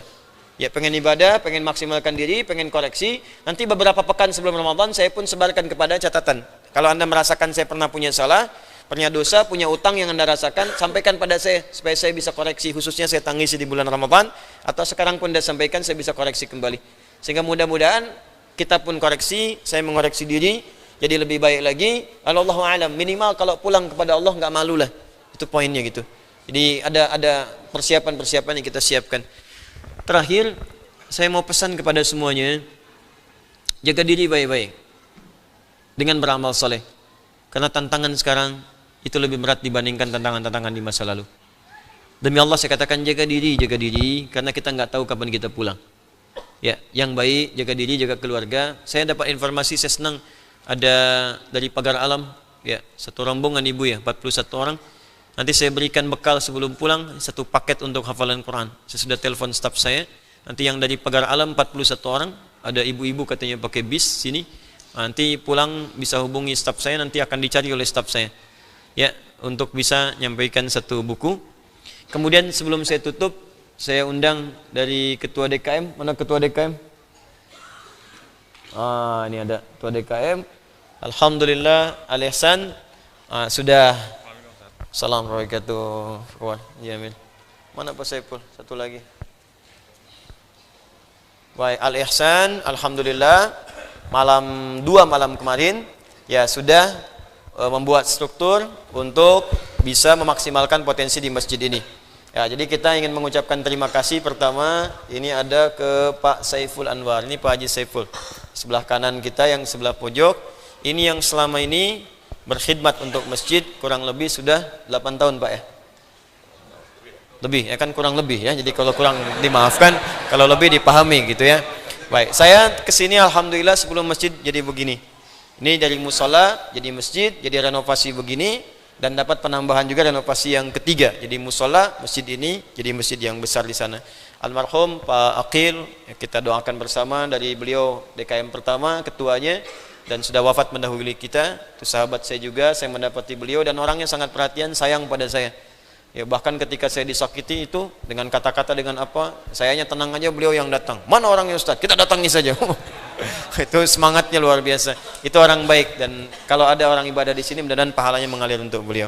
Ya, ini Pak Saiful Anwar, beliau juga sudah berkhidmat banyak untuk kita, dan alhamdulillah di 2 malam kemarin kita harus berganti supaya ada maksimalisasi dari mulai khidmat, dari mulai nanti merasakan bagaimana di masjid sehingga bisa berbagi satu dengan yang lainnya. Alhamdulillah tongkat estafetnya diserahkan kepada Bapak Amir ya. Jadi kita doakan baik Pak Saiful ataupun Pak Amir, yang pertama mudah-mudahan diberkahi oleh Allah semua hasil kerja keras beliau, diikhlaskan supaya tidak ada hal-hal yang bisa mengurangi pahala beliau. Oh, ini saya nih, yang ini saya. Nah, itu habis Pak Saiful ya. Nah, itu satu. Dan Pak Amir dikuatkan. Jadi kita support sama-sama beliau nanti untuk memimpin kita. Dan ini alhamdulillah juga kita senang, di komplek kita ada 3 komplek, ada Pondok Timur Mas, ada VJS, Villa Jakastia, kemudian ada Greenview. Semuanya bersatu dan alhamdulillah berkumpul di masjid. Ya, ini kemarin dari PTM, ini dari VJS, dan kalau sudah ke masjid nggak ada PTM, nggak ada VJS. Semuanya warga bersama, kita doakan kompak, kompleknya kompak, kitanya kompak, dan mudah-mudahan juga semua kegiatan di masjid ini berlangsung dengan nyaman insyaallah. Ya, saya minta doa saja itu. Baik Pak, tidak ada yang disampaikan? Tidak. Baik. Saya cuma mengenalkan saja. Nanti insyaallah setelah sertijab, mudah-mudahan pekan depan kita ada taklim, Bapak bisa membawa struktur-strukturnya untuk dikenalkan pada masyarakat. Jadi kalau antum mau komplain gampang. Ya, ini orangnya nih, ini urusan ini tenda bocor, langsung ke sini ya. Ini ke sini. Terima kasih Pak Haji Amir. Jazakallahu khair. Pak Saiful terima kasih. Ya, dan dengan itu kita berakhir untuk taklim di malam ini. Semoga semuanya diberkahi oleh Allah Subhanahu wa taala. Tolong yang rapi, keluar yang tertib, dan dapatkan hak masing-masing. Kalau sendal punya sendiri, pakai punya sendiri, jangan pakai punya orang. Ya, motor, mobil semuanya. Syukran, insyaallah kita berjumpa kembali. Di pekan ini kemungkinan tidak ada ta'lim, tapi kalau ada nanti Anda bisa ikuti di Adi Hidayat Official. Subhanakallahumma bihamdika asyhadu an la ilaha illa anta astaghfiruka wa atubu ilaik. Wa akhiru da'wana alhamdulillahi rabbil alamin. Wal 'afu minkum. Assalamualaikum warahmatullahi wabarakatuh.